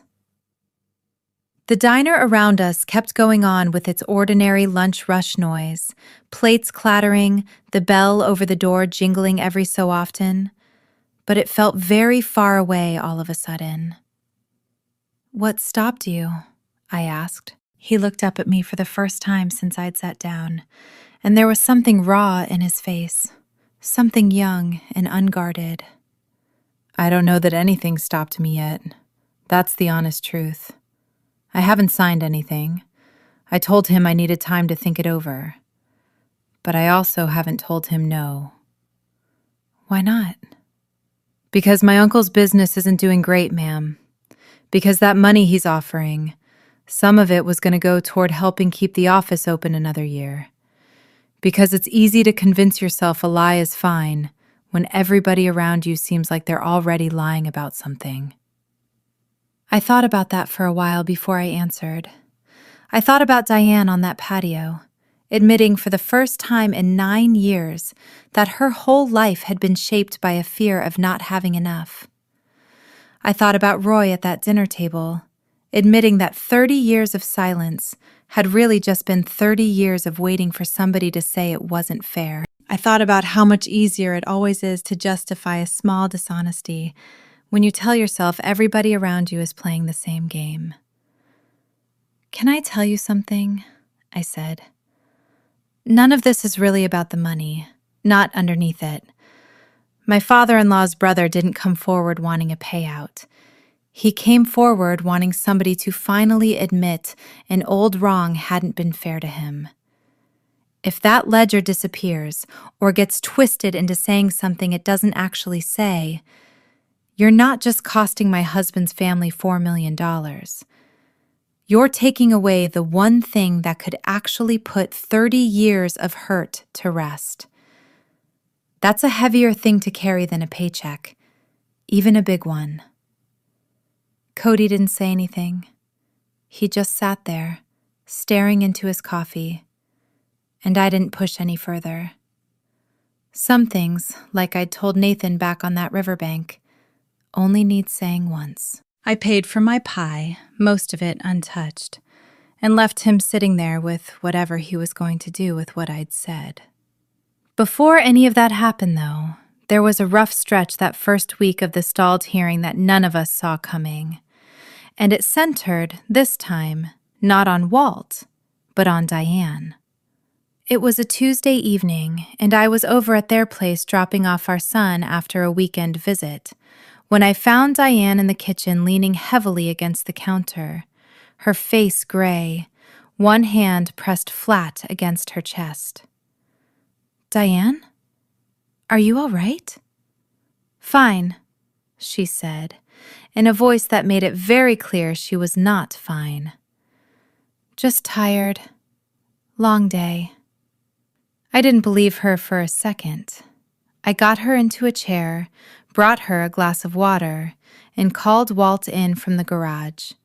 And between the two of us, we finally convinced her to let Nathan drive her to urgent care, rather than simply sleeping it off, which had apparently been her plan. It turned out, after a few hours of tests, not to be a heart attack, which was the fear that had all of us braced in that waiting room with our stomachs in knots. It was, the doctor explained gently, a severe anxiety episode, physical symptoms real enough to mimic something far more dangerous, brought on by weeks of sustained stress that Diane had been absorbing quietly, without telling anyone, while the rest of the family fought over documents and hearing dates. "She's been under a great deal of strain," the doctor said, glancing at his chart. "Sleep's been poor, appetite's been poor. I'd strongly recommend she see someone, a counselor ideally, to help her manage all this going forward, because the body can only carry unspoken worry for so long before it starts sending up flares like this one." Diane, sitting on the edge of the exam table in a thin hospital gown, looked smaller than I'd ever seen her. All the sharpness and certainty she usually carried herself with, stripped away by exhaustion and fright. "I didn't want to worry anybody," she admitted, once the doctor had stepped out. "Everybody's already got so much on their plate with Roy and the lawsuit, and I didn't want to be one more thing." "Diane," I said, sitting down beside her, "you being sick in secret because you didn't want to be a burden is exactly the kind of thing that turns into you actually getting sick. You understand that, right?" She let out a small, watery laugh. "When did you get so wise, Claire?" "I've had a lot of practice watching this family almost fall apart over the past year," I told her, and she laughed again, a little stronger this time. She did end up seeing a counselor after that, a woman in Round Rock who specialized in anxiety. And though Diane was cagey about the details of what they talked about in those sessions, I noticed a gradual softening in her over the weeks that followed, an ease creeping into the way she carried herself that hadn't been there before, even on good days. She started saying no to things more often. A committee at church she'd felt obligated to join, an overcommitted holiday schedule she'd always just endured rather than trimmed down. Small things, but they added up, the same way all those years of small criticisms had once added up in the opposite direction. I spent my whole life thinking if I just controlled everything carefully enough, nothing bad could ever happen, she told me one afternoon that fall, out on the same patio where she'd first confessed her scarcity mindset to me the summer before. Took nearly landing myself in the hospital to understand that's not actually how any of it works. You can't control your way into safety. You just wear yourself down trying. I thought about that conversation often in the months that followed.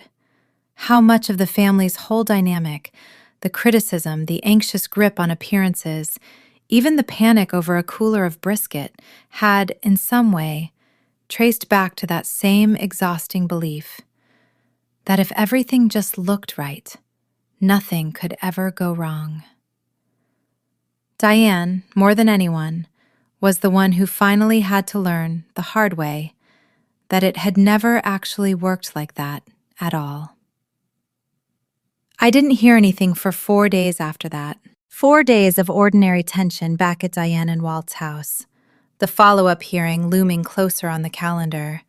Sam Delgado calling twice to say he still hadn't managed to get the full ledger produced through any official channel, that without it, they were relying on secondhand testimony and a partial receipt that might or might not be enough to satisfy the county.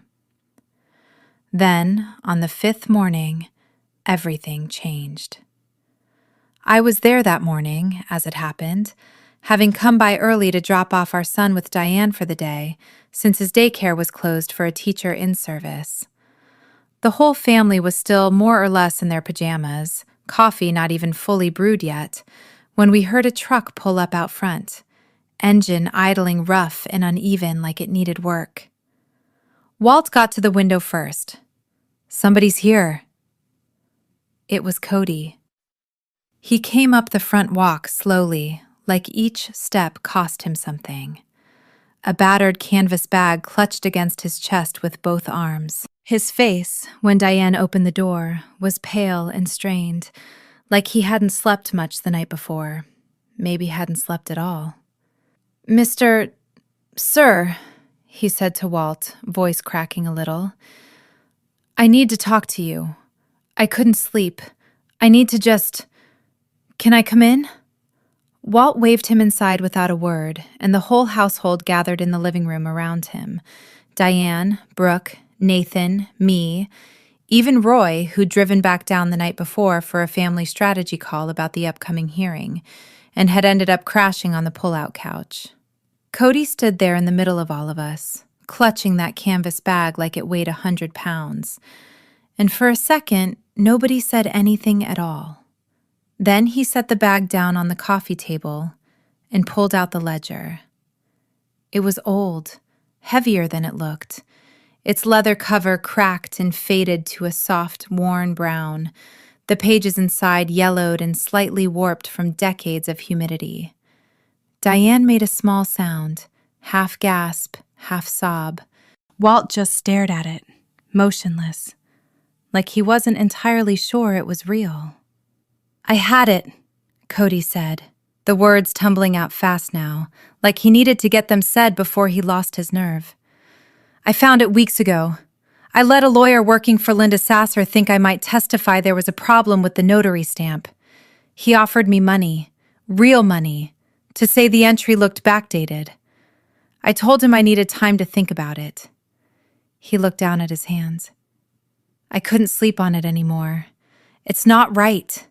Whatever's actually in there, it's not right for me to twist it into something it isn't, just because somebody offered me a paycheck for it." Walt reached out, hands trembling slightly, and pulled the ledger toward himself across the coffee table. "Can I look?" "That's why I brought it," Cody said. "Please, just turn to the entries from 1994. I marked the page with a scrap of paper. The whole room went silent while Walt opened the cover, careful as if he were handling something that might dissolve under too much pressure, and began paging through, slow, deliberate. Diane leaned over his shoulder. Roy stood a little apart, arms crossed, jaw tight, watching with an expression that was somewhere between hope and dread. Brooke, for once in her life, didn't say a single word. Walt found the marked page and went still. "Read it out loud, Dad," Nathan said quietly. Walt cleared his throat, put on his reading glasses, and began, his voice unsteady at first, and then steadier as he found his footing. "Property transfer, 22.3 acres, recorded this 14th day of June, 1994. Transferred in full to Walter Hendricks, in accordance with the wishes of the late Ruth Hendricks and with the agreement of all present parties."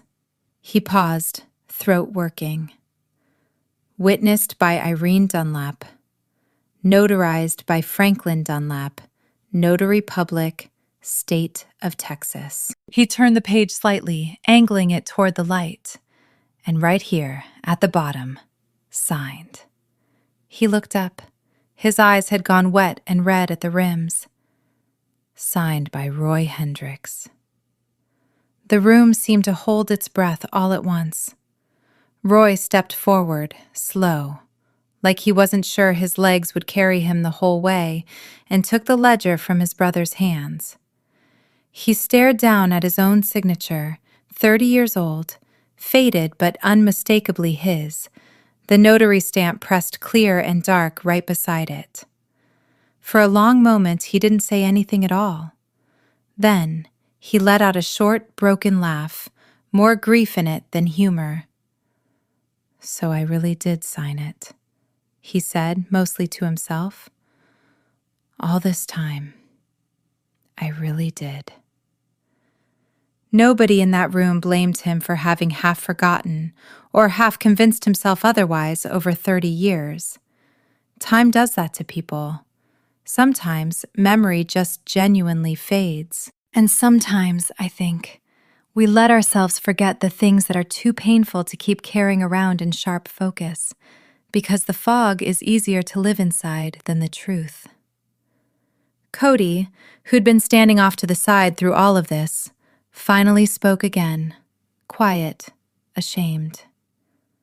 "I'm sorry. Truly. I should have brought it straight to you the day I found it." Walt looked at him for a long moment, and I braced myself, half expecting anger. Instead, Walt's face softened.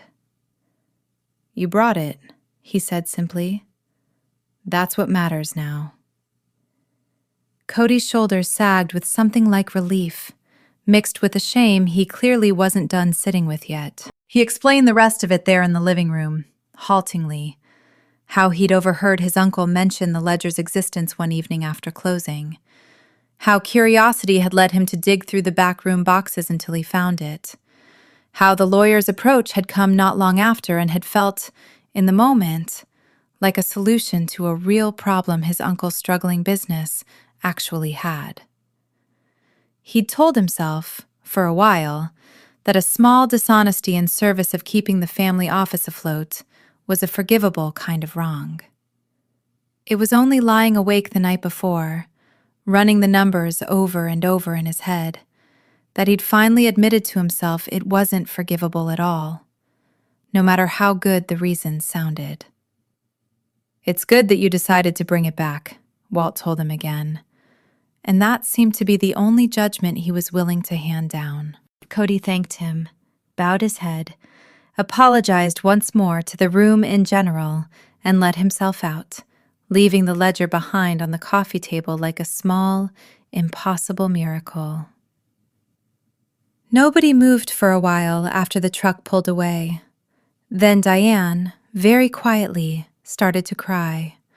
Not the sharp, anxious tears she'd been prone to over the past month, but something looser, something that looked more like relief finally allowed to surface after weeks of being held under.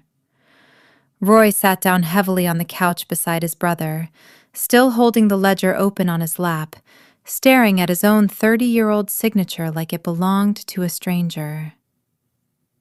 "I spent 30 years telling myself I got cheated," he said low. "Turns out I just forgot I agreed to it. And I let that forgetting turn into 30 years of not speaking to my own brother." "You weren't wrong to feel cheated," Walt said, "even if the paper says otherwise. What happened wasn't fair to you, whether you signed it or not. A 21-year-old shouldn't have been made to feel like he didn't have a choice." Roy nodded slowly, wiping at his eyes with the back of one weathered hand. "I know that now. Took 30 years and a highway project to get here, but I know it now." 2 weeks later, the county's follow-up hearing turned out to be almost a formality. Sam Delgado presented the recovered ledger.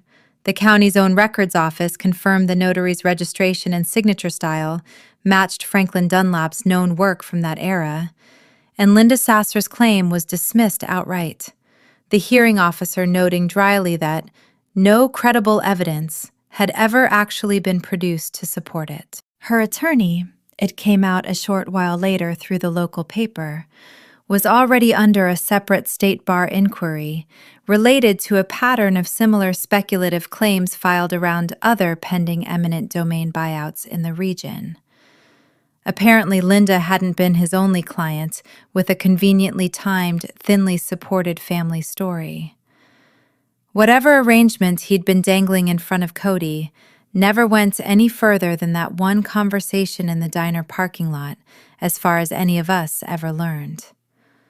The compensation, once released from escrow, came out to just over $4 million for the full parcel, minus legal fees that had piled up faster than any of us wanted to add up out loud.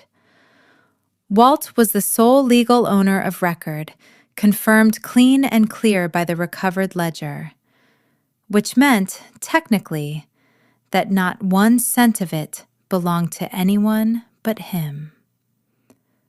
The day the official letter arrived confirming the payout, nobody threw a party. Nobody popped champagne or made big plans out loud.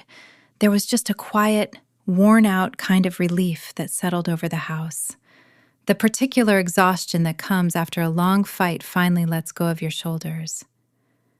That evening, Walt asked everyone to come for dinner. Me, Nathan, Brooke, Diane, and Roy, who by then had started making the drive down from Amarillo almost every other weekend, something none of us would have predicted back in July. Dinner was simple. Pot roast, mashed potatoes, green beans from Diane's own little garden bed out back. Nothing fancy, and for once, not one single person at that table seemed to care that it wasn't. Partway through the meal, Walt set down his fork. "I've made some decisions," he said, "about the money. I wanted everybody here to hear it together, all at once, so there's no confusion later." The table went quiet. Roy looked down at his plate. "A portion of it," Walt went on, "is going toward getting the old church out near Caldwell re-roofed. Mom cared about that building more than almost anything else in her life, and it's been falling apart for years. I think she'd want that done before anything else." Nobody argued. "Another portion," he continued, "goes into an account for your mother, Diane, so she never has to lie awake again worrying whether there's enough put by." He looked at his wife, and she nodded slowly, tears already gathering. "And the rest," Walt said, turning to face his brother directly, "is yours, Roy. Half of what's left. Clean. No strings on it." Roy's head came up sharply. "Walt, listen." "I already decided," Walt said, quiet but firm. "If Mom were still here, this is exactly what she'd have wanted. That land was as much yours as it was ever mine. I let 30 years go by pretending otherwise, mostly because it was easier than admitting I'd let you walk away with less than you deserved. I'm not doing that again." Roy's face crumpled. A man well past 50 sitting at his brother's dinner table, shoulders shaking with a kind of grief and relief, so tangled together they'd become the same feeling. "I'm sorry, Walt. I'm so sorry for all those years." Walt got up, came around the table, and pulled his brother into a rough, unpracticed hug, the kind two men give each other when they've spent decades not knowing quite how. He patted him hard on the back a couple times, then gently pushed him back down into his chair. "Eat something," Walt said. "You look like you haven't had a real meal in a week." Those two plain words seemed to be exactly what the whole table needed to finally let go. Diane turned her face away to wipe her eyes without making a show of it. Brooke's eyes had gone red too, and she didn't bother hiding it the way she might have a few months earlier. Nathan let out a long breath beside me, the particular breath of a man setting down a weight he'd been carrying quietly for weeks. And me, watching all of it from across that table, I felt something settle in my own chest. a kind of relief I hadn't fully realized I'd been waiting for either. It's a strange thing, watching a family come apart at the seams and then watching it slowly, imperfectly stitch itself back together. I don't think any of us walked away from that summer thinking money had fixed anything by itself. If anything, the money had just been the pressure that finally forced everybody to say things that should have been said decades earlier. It cracked something open that had been sealed shut a long time. And what came pouring out wasn't just old grievances. It was also, underneath all of it, how much these people actually loved each other. Buried under so many years of pride and fear and keeping up appearances that they'd half forgotten it themselves. The weeks after that dinner passed easier than any stretch of time I could remember since marrying into that family. It wasn't instant, and it wasn't perfect. Old habits don't dissolve overnight just because everyone had a good cry at the dinner table once. But something had shifted at the root of things, and it showed up in dozens of small ways over that fall. Brooke changed the most out of anybody. She stopped with the reflexive criticizing that had been such a fixture of every family gathering for as long as I'd known her. It wasn't dramatic. She didn't announce it or make a big show of turning over a new leaf. It just quietly stopped happening. A few weeks after the dinner, I brought over a basket of peaches from the farmer's market, and out of pure habit, half the table seemed to brace for the usual commentary. Brooke picked one up, turned it over in her hand, inspecting it the way she used to inspect everything I ever brought into that house. "Good thing I'm not criticizing this one," she said deadpan, and then broke into a grin. I laughed. "I dare you to try." "Not a chance," she said, already biting into it. Diane, sitting beside her, laughed along, and for a second I caught a glimpse of the three of us, me, Brooke, Diane, laughing together over something as small and ordinary as a peach, and it struck me how impossible that exact scene would have seemed to me back in July. The brisket story itself became something the family actually joked about now, instead of something everyone tiptoed around. Whenever we had company over, Brooke had taken to warning newcomers half serious. "Just so you know, nobody criticizes the food in this house anymore. Ask Claire why." Diane would pretend to be offended. "You remember that? Still?" And then she'd start laughing before she even finished the sentence, because of course she remembered it. Everybody did. It had become the story the whole family told on itself now, instead of the story nobody wanted to bring up. Nathan and I found our own rhythm again, too. Slower and quieter than the drama out at Caldwell, but no less real for it. That fall, we started doing something we hadn't managed in years. An actual weekly date night. Nothing fancy. Sometimes just tacos at the place near our house. Sometimes a walk around the lake with our son riding on Nathan's shoulders. He got better, gradually, at setting boundaries with his mother. Not out of coldness, but out of a genuine understanding, finally, of what it had cost me all those years to always be the one absorbing the family's tension so everyone else could keep pretending things were fine. One evening in October, out on our own back porch with a beer each and the kid finally asleep, he brought it up on his own, without my prompting. "I think about that day a lot," he said. "The brisket. Driving out to your mom's, seeing everybody just happy. Nobody performing for anybody. What do you think about it?"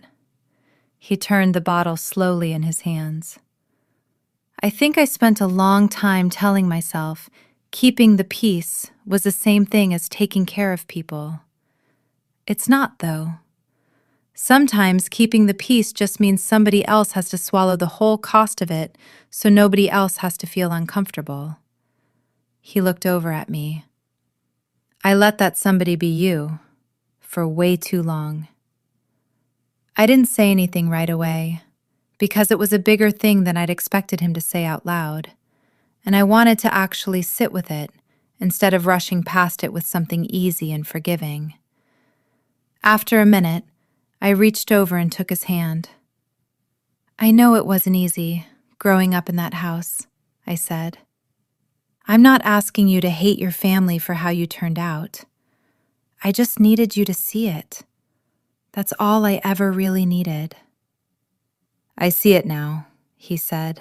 "I wish it hadn't taken 30 pounds of brisket and a highway project to get me there. But I see it now."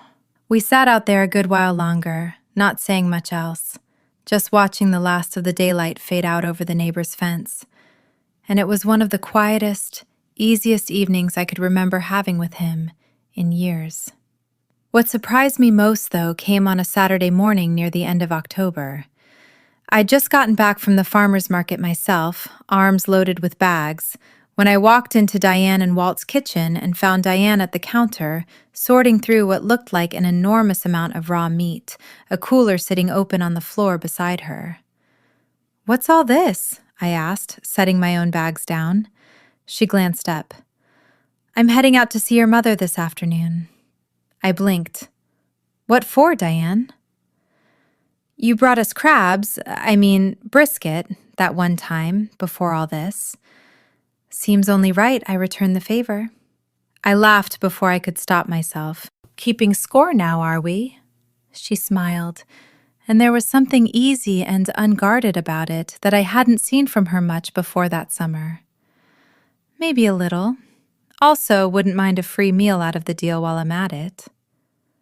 That afternoon, our whole extended family, both sides of it, together, for what I realized was the first time in 9 years of marriage, made the drive out to my mother's place. The little yard by the creek filled up with people all over again, the same easy noise I remembered from July. Except this time it was doubled.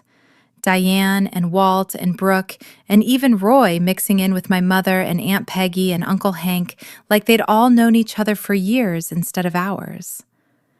My mother spotted Diane coming through the gate with her own cooler and burst out laughing before either of them had even said hello.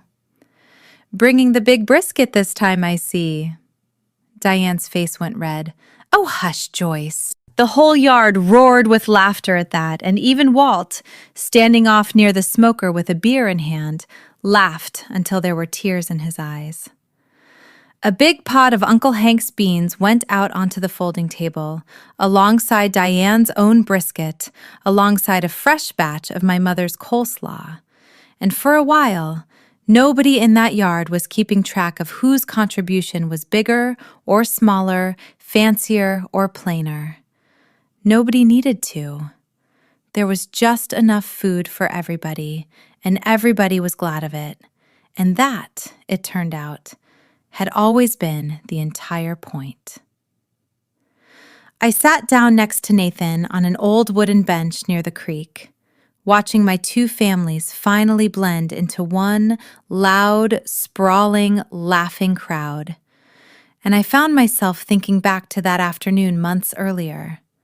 The same kind of gathering, almost.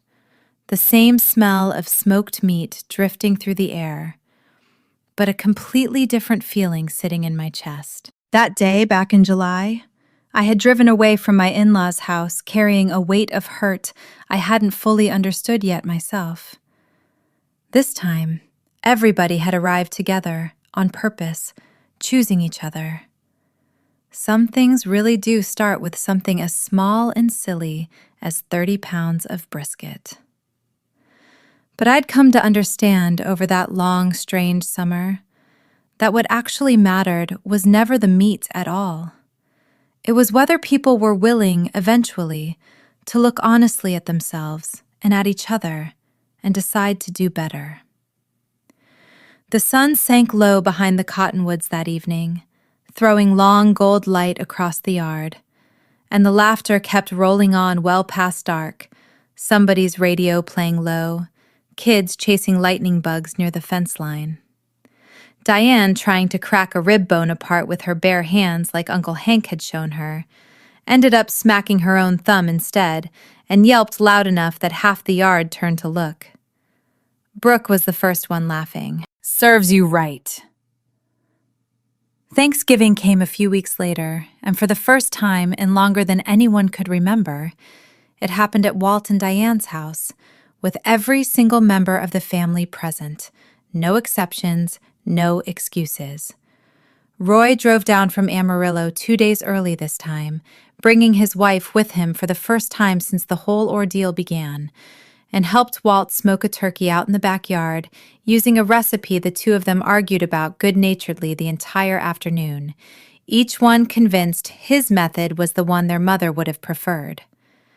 My own mother came too, at Diane's specific invitation, bringing a sweet potato casserole that had been in our family for 3 generations, and by the time everyone sat down at the long table Walt had rented specifically to fit the whole crowd, there were 11 of us crowded around it, elbow to elbow, passing dishes back and forth in a steady, easy rhythm. Before anyone ate, Walt stood up, a little awkward, clearly not a man who made speeches often.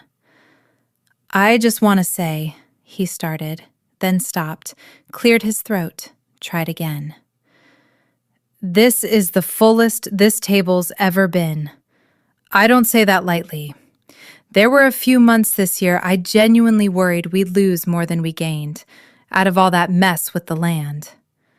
Turns out, we gained more than I ever expected to." He looked around the table, at Roy, at Diane, at Brooke, at me and Nathan and our son, at my own mother sitting comfortably among them like she'd always belonged there. "I'm grateful, that's all. I'm grateful for every one of you." Nobody said much after that.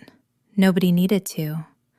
Forks started moving, plates started filling, and the low hum of a family actually enjoying each other's company filled that dining room for hours. Later that night, after the dishes were mostly done and the kids had all fallen asleep in a pile in front of the television, I found myself out on the back porch again with Diane, the two of us sharing a quiet moment away from the noise inside.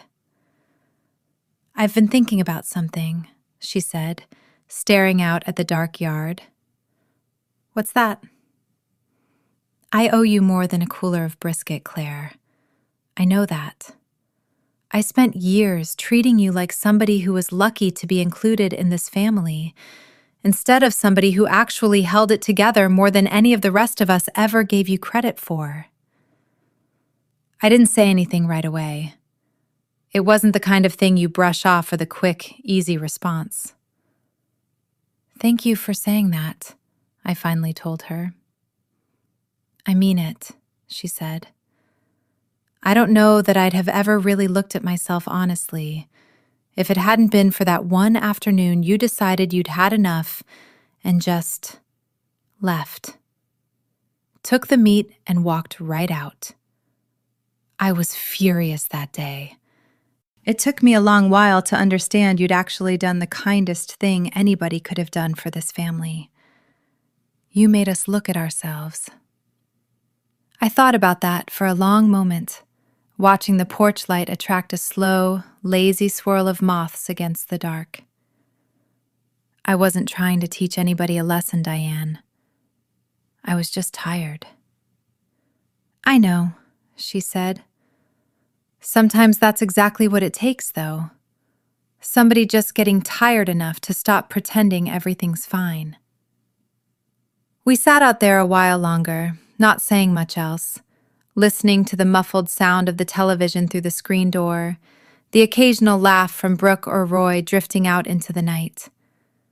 It was a small moment, nothing dramatic about it on the surface, but it felt like one of the most important conversations I'd had with anyone in that family in 9 years. I want to pause here and say something about my own part in all of it, because it would be easy, telling this story, to make it sound like I was some quiet hero who single-handedly set a broken family straight by driving off with a cooler of brisket one hot afternoon. That's not really how it felt from the inside, and it's not really fair to everyone else involved either. The truth is, I spent most of that summer just as scared and uncertain as everybody else. There were nights I lay awake wondering if I'd overreacted, if I should have just swallowed my pride and driven back to the store like Nathan originally suggested, kept the peace, let the small comment roll off me the way I'd let hundreds of small comments roll off me over the preceding 8 years. There were moments, watching Diane nearly hospitalized from stress, watching Roy weep over a 30-year-old signature, watching the whole family teeter on the edge of losing $4 million to a stranger's opportunistic lawyer, when I genuinely wondered whether any of it traced back, even indirectly, to my decision that afternoon to just walk out instead of staying and absorbing one more slight quietly. I brought that fear to my mother once, that fall, sitting on her porch steps in the cooling evening air. "You didn't cause any of this, Claire," she told me, plain and certain in the way she always was about things that actually mattered. "You just stopped hiding what was already there. That land dispute, Roy's hurt, Diane's worry, none of that started with you. It was sitting under that family's floorboards for 30 years before you ever showed up with a cooler of brisket, I mean. All you did was open a window. What blew through it wasn't your doing." I've held on to that distinction ever since, because I think it matters. I didn't fix my husband's family. I'm not sure any one person or one decision or even one enormous unexpected check from the county can really do that kind of work alone. What happened, as best I can make sense of it looking back, is that a family that had spent years organizing itself around appearances and unspoken resentments finally got put in a position where pretending everything was fine simply stopped being an option. The brisket forced a small crack. The land money forced a much bigger one. And somewhere in between those two things, everybody involved had to make a choice, over and over, about whether to keep patching over the cracks or actually walk through them and see what was on the other side. Not everybody makes that choice well when it's handed to them. I've heard enough stories since then about other families who came into similar money and came apart at the seams entirely. Siblings who stopped speaking, lawsuits that dragged on for years, inheritances that turned into permanent wounds instead of a chance at healing. I don't think my husband's family was inherently better or wiser than any of those other families. I think we got lucky, more than anything, in a few specific ways. Lucky that Walt turned out to be the kind of man who could set his own claim aside once he understood the fuller picture. Lucky that Cody found his conscience before it was too late instead of after. Lucky that Roy's grievance turned out to be about being heard rather than about the money itself. Take any one of those pieces away, and I think this whole story could have ended very differently.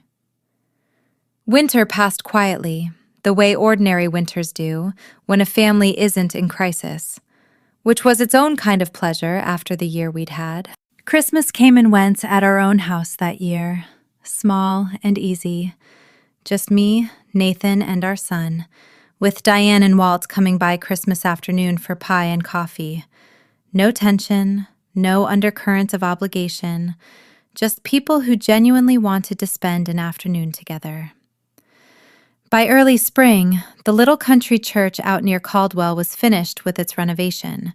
A new roof, fresh paint, the old stained glass windows carefully restored by a specialist Walt had tracked down out of San Antonio. The whole building looking, by all accounts, better than it had in 40 years.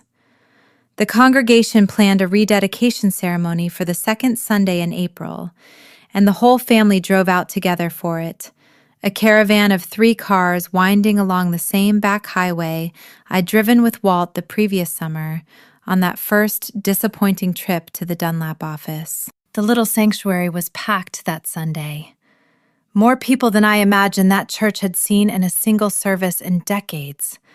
Longtime Caldwell families, a handful of old neighbors who remembered Ruth Hendricks personally and had stories to tell about her. The current pastor, a young, earnest man who'd only been at the church 2 years and hadn't known Ruth at all, but spoke about her legacy with real feeling anyway, having clearly done his homework. Walt sat near the front, Diane beside him, Roy on his other side. The three of them squeezed into a pew that had probably been sat in by their own mother more Sundays than anyone could count. When the pastor asked if any family members wanted to say a few words, Walt stood, a little stiff, and made his way to the small lectern at the front. "My mother sat in this building most every Sunday of her adult life," he said, voice carrying easily in the freshly restored acoustics. "She raised 2 boys, mostly on her own, in hard times, and she never once, that I can remember, missed a service. Even the winters we could barely afford gas to get into town. I think if she could see this roof today, she'd tell us we spent too much money fixing up a building when there were people who needed it more." A small ripple of laughter moved through the congregation, the kind of laughter that comes from genuinely knowing somebody. "But I think she'd also understand why we did it anyway.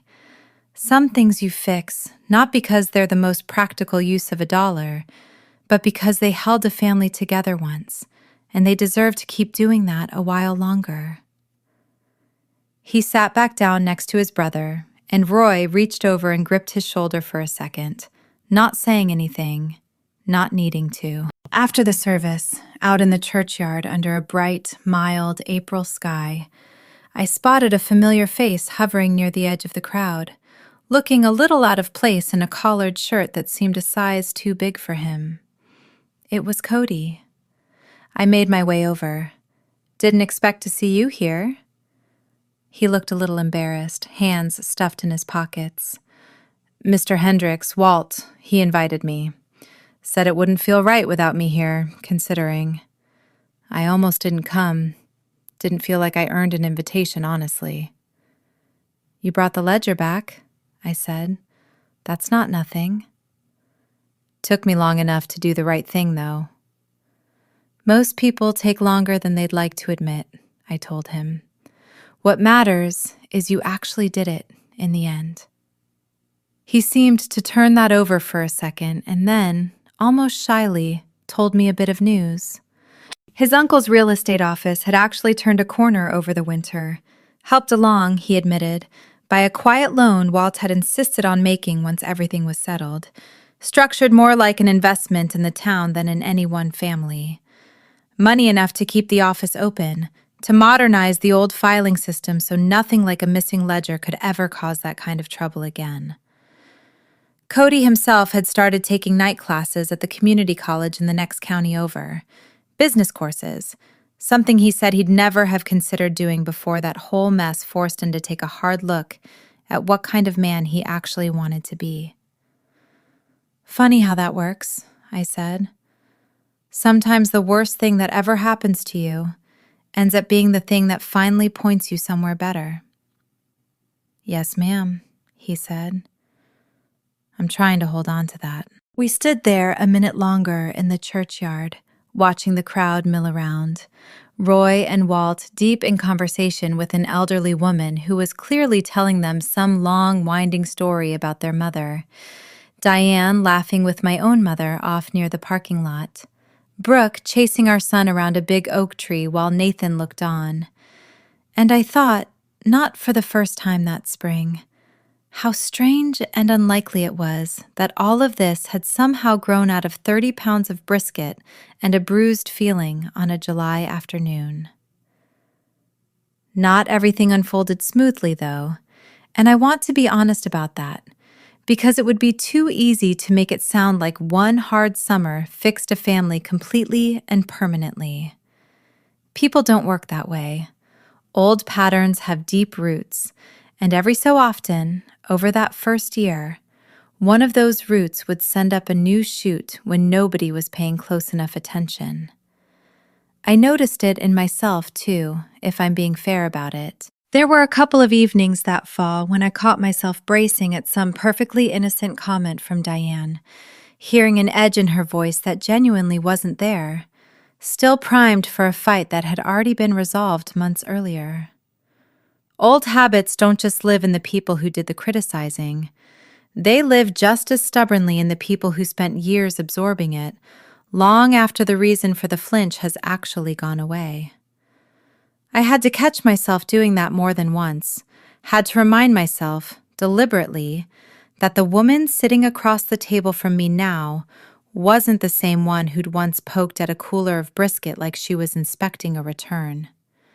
Healing, it turns out, runs in both directions, and neither direction happens all at once. Brooke's test came in early May, when a man she'd been seeing for a few months, a contractor named Dale who did remodeling work around the county, invited her to a big family cookout at his own parents' place, the kind of gathering where his mother, by all accounts, ran the show with an iron grip not entirely unlike the one Diane used to run. Brooke came back from that first visit rattled, calling me that same evening in a state I hadn't heard from her since before the whole brisket business. His mother spent the whole afternoon picking apart everything I said, she told me, her voice tight. What I was wearing, how I take my coffee, whether I'd ever learned to can vegetables like that's some kind of test I failed. And Claire, I swear, for about 10 minutes, I found myself doing the exact same thing back. I heard myself criticizing the potato salad somebody brought, just to feel like I wasn't the only one in the room getting picked at. And then I caught myself doing it, and I felt sick. What'd you do? I stopped talking for a while, just sat there and watched myself almost turn into exactly what I used to be. And then, I don't know, I thought about you, actually. About that day you just picked up the cooler and walked out instead of sticking around to be picked apart. So later, when Dale asked if I wanted to stay for dessert, I told him I actually needed to head home, that I wasn't feeling up to another hour of it. How'd he take that? Better than I expected, honestly. Said he'd noticed his mom being rough on me, too, and that he was sorry, and that we could ease into visits with his family a little slower going forward, on my terms. She paused. I don't know, Claire. It's the first time a guy's ever actually noticed something like that about me, and done something about it instead of just telling me to let it go. I felt something warm settle in my chest, listening to her talk it through, hearing her catch herself mid-old habit and choose, deliberately, to do something different. That's the real work of changing, I think. Not never slipping, but noticing sooner each time and course-correcting a little faster than the time before. She and Dale kept seeing each other through that summer, and by the time the leaves started turning again, they'd worked out a rhythm with his family that didn't ask Brooke to shrink herself down to keep the peace. It wasn't perfect. His mother remained, by Brooke's own account, a work in progress. But Brooke herself had changed enough that she no longer felt obligated to absorb somebody else's criticism just to avoid an uncomfortable silence. As for Brooke's share of the land money, she surprised everyone that fall by putting most of it not into a car or a condo or a European vacation like she'd talked about back in August, but into a small florist shop downtown that had gone up for sale after the previous owner retired. She'd always had a good eye for arranging things, something none of us had ever really noticed or encouraged before. And by the time the shop reopened under her ownership that October, painted a soft sage green she picked out herself, I noticed she'd hung one single framed photograph behind the register. An old, slightly blurry snapshot of Ruth Hendricks standing in front of the very church we'd all gathered at that spring, taken sometime in the 60s, found tucked inside that same shoebox of old papers Walt had spent so many nights sorting through. Figured she should get to see how it all turned out, Brooke told me, a little sheepish, when I asked about the photo. Nathan and I had our own small reckoning that year, too, on a subject that had quietly hung over us for a long while before the brisket ever happened. The question of a second child. Diane had brought it up constantly for years, at nearly every dinner, in that particular tone that managed to sound casual and pointed at the same time, asking when we were planning on giving our son a little brother or sister, mentioning some coworker's grandchild pointedly, letting the question sit in the air like an unpaid bill. That pressure had never come from Nathan himself, not really. But he'd never pushed back against his mother about it either, which over the years had left me carrying the weight of it mostly alone, fielding the question at every gathering, feeling each time like there was some correct answer I was failing to provide. Diane never brought it up again after that summer. Not once. I don't know if it was a conscious decision on her part, or just one more old habit that had quietly fallen away along with the rest, but the absence of it felt significant all the same.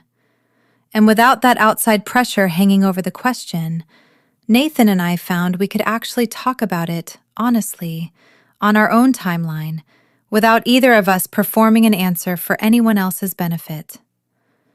I remember sitting with Nathan one night that December, both of us going over it honestly for what felt like the first time without anybody else's expectations sitting in the room with us. We talked about the sleepless years that come with a newborn, about whether our son was ready to share the spotlight he'd had all to himself for 6 years, about the cost of daycare, and whether my job would give me the leave I'd need. We talked, too, about the fear that had been quietly sitting underneath the whole question for years, without either of us naming it directly. My worry that having another child under that old cloud of family pressure would feel less like a choice and more like compliance, and his worry, which he only admitted to that night, that he'd let his mother's expectations stand between us on something this important for longer than he should have. I should have shut that down years ago, he told me. Every time she brought it up at dinner, I let it sit there instead because it was easier than making her upset. I know, I said. I forgave you for that a while back, though. You know that, right? I know, he said. Doesn't mean I don't still think about it. We ended up deciding that winter that we did want to try for another baby. Not because anyone expected it of us, but because it was something we genuinely wanted. Discussed calmly over a series of quiet evenings, no deadline attached to it, no anxious countdown. Diane cried when we eventually told her the following spring that I was pregnant, but it was a different kind of crying than I think it would have been a year earlier. Less relief that we'd finally complied with something, more plain, uncomplicated joy. We heard the last of the Linda Sasser business secondhand, through Sam Delgado, sometime that following winter. Her attorney's state bar inquiry had concluded with a formal suspension, the investigation having turned up 2 other families in neighboring counties who'd been approached with similarly speculative, thinly documented claims timed suspiciously close to their own eminent domain payouts. Linda herself, it turned out, had never actually stood to gain much from her claim directly. The lawyer had structured the arrangement so that most of any settlement would have funneled through his own fees, leaving Linda with comparatively little for the risks she'd taken on. Delgado said the investigators had found the same pattern each time. An elderly relative recently deceased, a piece of land suddenly worth far more than anyone expected, and a vague, unrecorded memory of some long-ago kindness, stretched, with a lawyer's careful coaching, into something that sounded like a promise. "It's an easy con to run," Delgado told Walt the day he called with the news. "Grief makes people's memories soft around the edges, and soft memories are easy to reshape if somebody's patient and confident enough about it. Doesn't take real fraud half the time, just somebody willing to nudge a grieving person's recollection a little further than it actually goes." Walt didn't say much in response to that, but I noticed he went quiet for a long while afterward, turning the thought over, maybe wondering how close his own family had come to the same kind of soft, reshaped memory, if Cody hadn't found his conscience in time. Delgado mentioned, almost as an aside, that Linda had sent a short, awkward letter to Walt that fall. Not quite an apology, more an admission that she'd let herself get swept along by a stranger's confident promises without thinking hard enough about what she was actually accusing an old family of. Walt read the letter once, didn't respond to it, and set it aside without much visible anger left in him about the whole business. "Some people just get talked into things," he said when I asked him about it. "I understand that better than I used to." His wife Deborah told me once, at a family gathering the following spring, that she'd genuinely worried for years that Roy would simply carry that old silence with him for the rest of his life, an ache he'd learned to live around rather than face. "I used to catch him staring off sometimes, out at nothing in particular," she said. "Never could get him to tell me what he was thinking about. I know now, of course. But back then, I just knew there was something he kept locked away, and I'd about given up hope he'd ever find the key to it." Watching him now, she said, laughing easily with his brother over some project or another most weekends, felt like getting a piece of her husband back that she hadn't even fully realized was missing. Roy, meanwhile, made a decision late that first winter that surprised everyone, but in hindsight, probably shouldn't have. He put his own house in Amarillo up for sale and bought a smaller place just 15 minutes from Walt and Diane, close enough to make dinner on a Sunday an easy, regular thing instead of a 2-hour production. His wife took a little convincing by his own admission, but she came around once she saw how much lighter he seemed after a few months of actually being present in his brother's life again, instead of carrying 30 years of distance around like a habit he couldn't shake.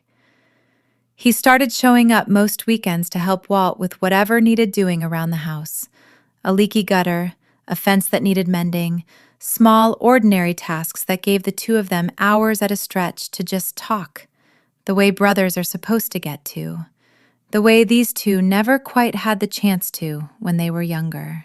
Diane told me once, that spring, that she'd walked past the back window one Saturday afternoon and seen the two of them out by the shed, Roy holding a board steady while Walt hammered a nail, both of them laughing at something neither of them bothered explaining to her later. And she'd had to go stand in the kitchen for a minute and just cry a little, out of nothing but plain gladness. 30 years I watched that man carry around guilt he never talked about, she told me. I didn't even fully understand what it was until this year. Now I get to watch him let go of it a little more every single Sunday.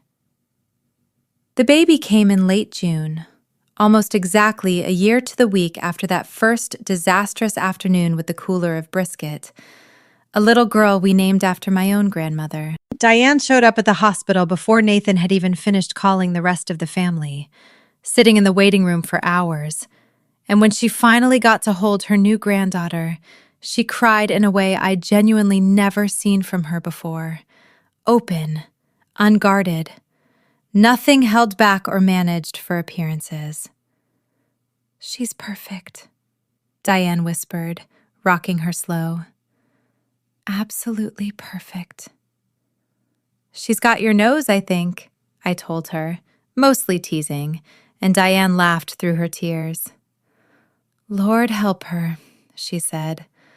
"I hope she got a little more patience than I had, though." We brought the baby home a few days later, into a house that already felt fuller and easier than it had in years. Family stopping by all that first week with casseroles and diapers, and unsolicited but genuinely kind advice. None of it delivered with any edge to it. Brooke came by with a bouquet from her own shop, sage green ribbon tied around the stems, and sat with the baby for a long while. Quiet and soft in a way that felt entirely unlike the Brooke I'd known when I first married into this family. "You did good, Claire," she told me before she left that evening. "Both times. This kid and, I don't know. Whatever it was you did last summer, walking out with that cooler, I think about that day more than you probably realize." "You weren't the only one who needed that day," I told her. "No," she agreed. "I don't think any of us were." The 4th of July rolled around again a week after we brought the baby home, and there was never really any question about where the family would spend it. My mother's yard filled up the same way it had the summer before, except this time, nobody drove out there in a panic, hauling a cooler nobody wanted. This time, everybody arrived together, on purpose. Cars lined up along the gravel road out front, trunks loaded with food nobody was going to criticize. Diane had insisted on doing the brisket again herself, a full 2 packers from Roscoe's, picked up that same morning with what I suspect was more ceremony than the errand strictly required. Walt manned the smoker most of the afternoon, trading stories with Uncle Hank about grills and rubs and the proper way to wrap a brisket in butcher paper, the two of them getting along like they'd known each other their whole lives, instead of just the 1 year. Roy showed up with his wife and an enormous cooler of his own, insisting on contributing something, and ended up in a good-natured argument with Aunt Peggy about whether his baked beans recipe or hers was the superior version. An argument that lasted a solid 20 minutes and ended with both of them laughing too hard to remember who'd actually won. Brooke arrived a little late, straight from the shop, still smelling faintly of cut flowers. Dale trailing behind her carrying 2 folding chairs and looking a little nervous about meeting the whole extended family at once. By the end of the afternoon, he'd relaxed considerably, mostly thanks to Uncle Hank adopting him almost immediately as an audience for fishing stories. My own mother moved through the whole gathering the way she always did, checking on the beans, refilling drinks, making sure nobody's plate went empty, entirely unbothered by how large and loud the crowd had gotten over the past year. At one point, I caught her standing next to Diane near the folding table, the two of them laughing together over something I didn't quite catch. 2 women who a year earlier had barely known each other beyond polite, careful small talk, now easy enough together to trade jokes at each other's expense. I sat on the porch steps for a while that evening, with the baby asleep against my shoulder, watching the whole scene play out in front of me. Kids chasing each other around the yard, Nathan and Roy arguing cheerfully about something on the smoker, Brooke laughing at whatever story Uncle Hank was in the middle of telling Dale, Diane and my mother still deep in conversation by the table, Walt sitting quietly in a lawn chair nearby, with a contented look on his face I hadn't seen on him even once that first miserable July. Nathan came and sat down beside me, handing me a glass of sweet tea. "Quite a year," he said, watching the yard with me. "Quite a year," I agreed. "You ever think, back then, it'd end up like this? All of us out here together, actually enjoying each other?" I thought about that for a second, remembering the way my hands had shaken carrying that cooler out to my car, the particular sting of standing on that patio, watching my whole family treat something I'd worked hard for like it wasn't good enough. "No," I admitted.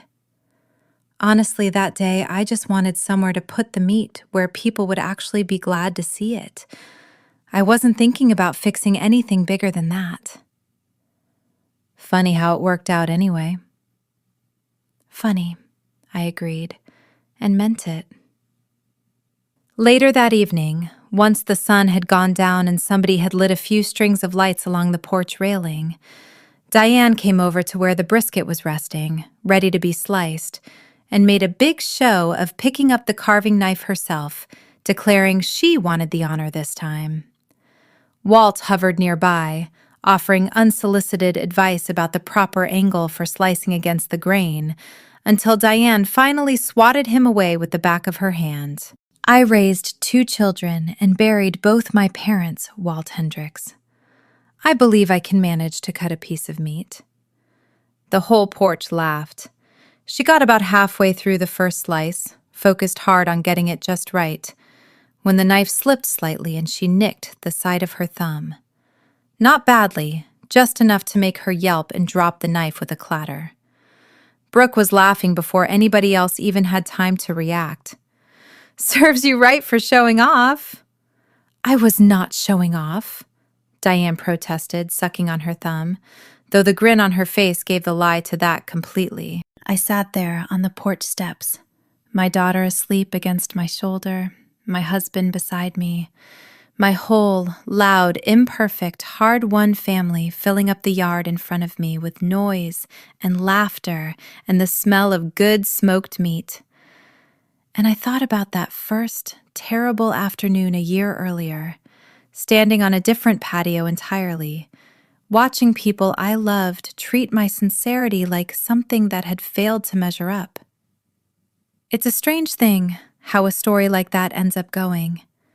It never once occurred to me, driving away from my in-laws' house with a cooler of brisket and my pride bruised, that I was setting anything bigger than my own evening plans in motion. I just wanted somewhere my effort would be appreciated instead of picked apart. But sometimes, the smallest, most stubborn decisions end up cracking open something much larger than you ever intended. And what spills out isn't always what you expected either. Not just old hurts, though there were plenty of those, but also, underneath all of it, just how much these people had always actually loved each other, buried under years of pride and fear and the exhausting, thankless work of trying to keep up appearances for people who never much cared about the appearance to begin with. Some families never get the chance to find that out about themselves. I count us lucky in the end that ours did. People ask me sometimes, when the story comes up at some gathering or another, and somebody who wasn't there wants the short version, whether I'd do it differently if I had that afternoon back. Whether I'd have just swallowed the comment, taken the cooler back to the store, kept the peace the way I'd kept it for 8 years before that. I always tell them no, and I mean it more than I think they expect me to. It wasn't really about the brisket, not by the time I was driving away from that house with the cooler rattling in my trunk. It was about finally believing, after 8 years of quietly doubting it, that my effort was worth more than a passing inspection at somebody's kitchen island. It was about understanding, maybe for the first time, that peace built on constantly shrinking myself down wasn't actually peace at all. It was just quiet. And quiet isn't the same thing, no matter how much it can look like it from the outside. I think about my mother-in-law sometimes, cracking that rib bone on the porch a year later, laughing at herself, easy and unguarded in a way I couldn't have pictured the summer before. I think about Roy, 30 years of silence finally broken open by an old signature in a leather ledger. I think about Cody, a young man who almost let a paycheck talk him out of doing the right thing, and didn't. I think about Brooke, hanging a photograph of a woman she never met behind the register of a flower shop she built with money that once nearly tore her whole family apart. None of that started because I set out to fix anybody. It started because I got tired, on one hot afternoon in July, of being the only one in the room who seemed to think sincerity ought to count for something. Sometimes that's all it takes. One person deciding, quietly and without any grand plan, that they're done pretending a small unfairness is too small to matter. The rest, as it turned out, had a way of working itself out from there, slower than I would have liked, harder than any of us expected, but real in the end, in a way none of us had actually had before. That's the whole story, as best as I know how to tell it.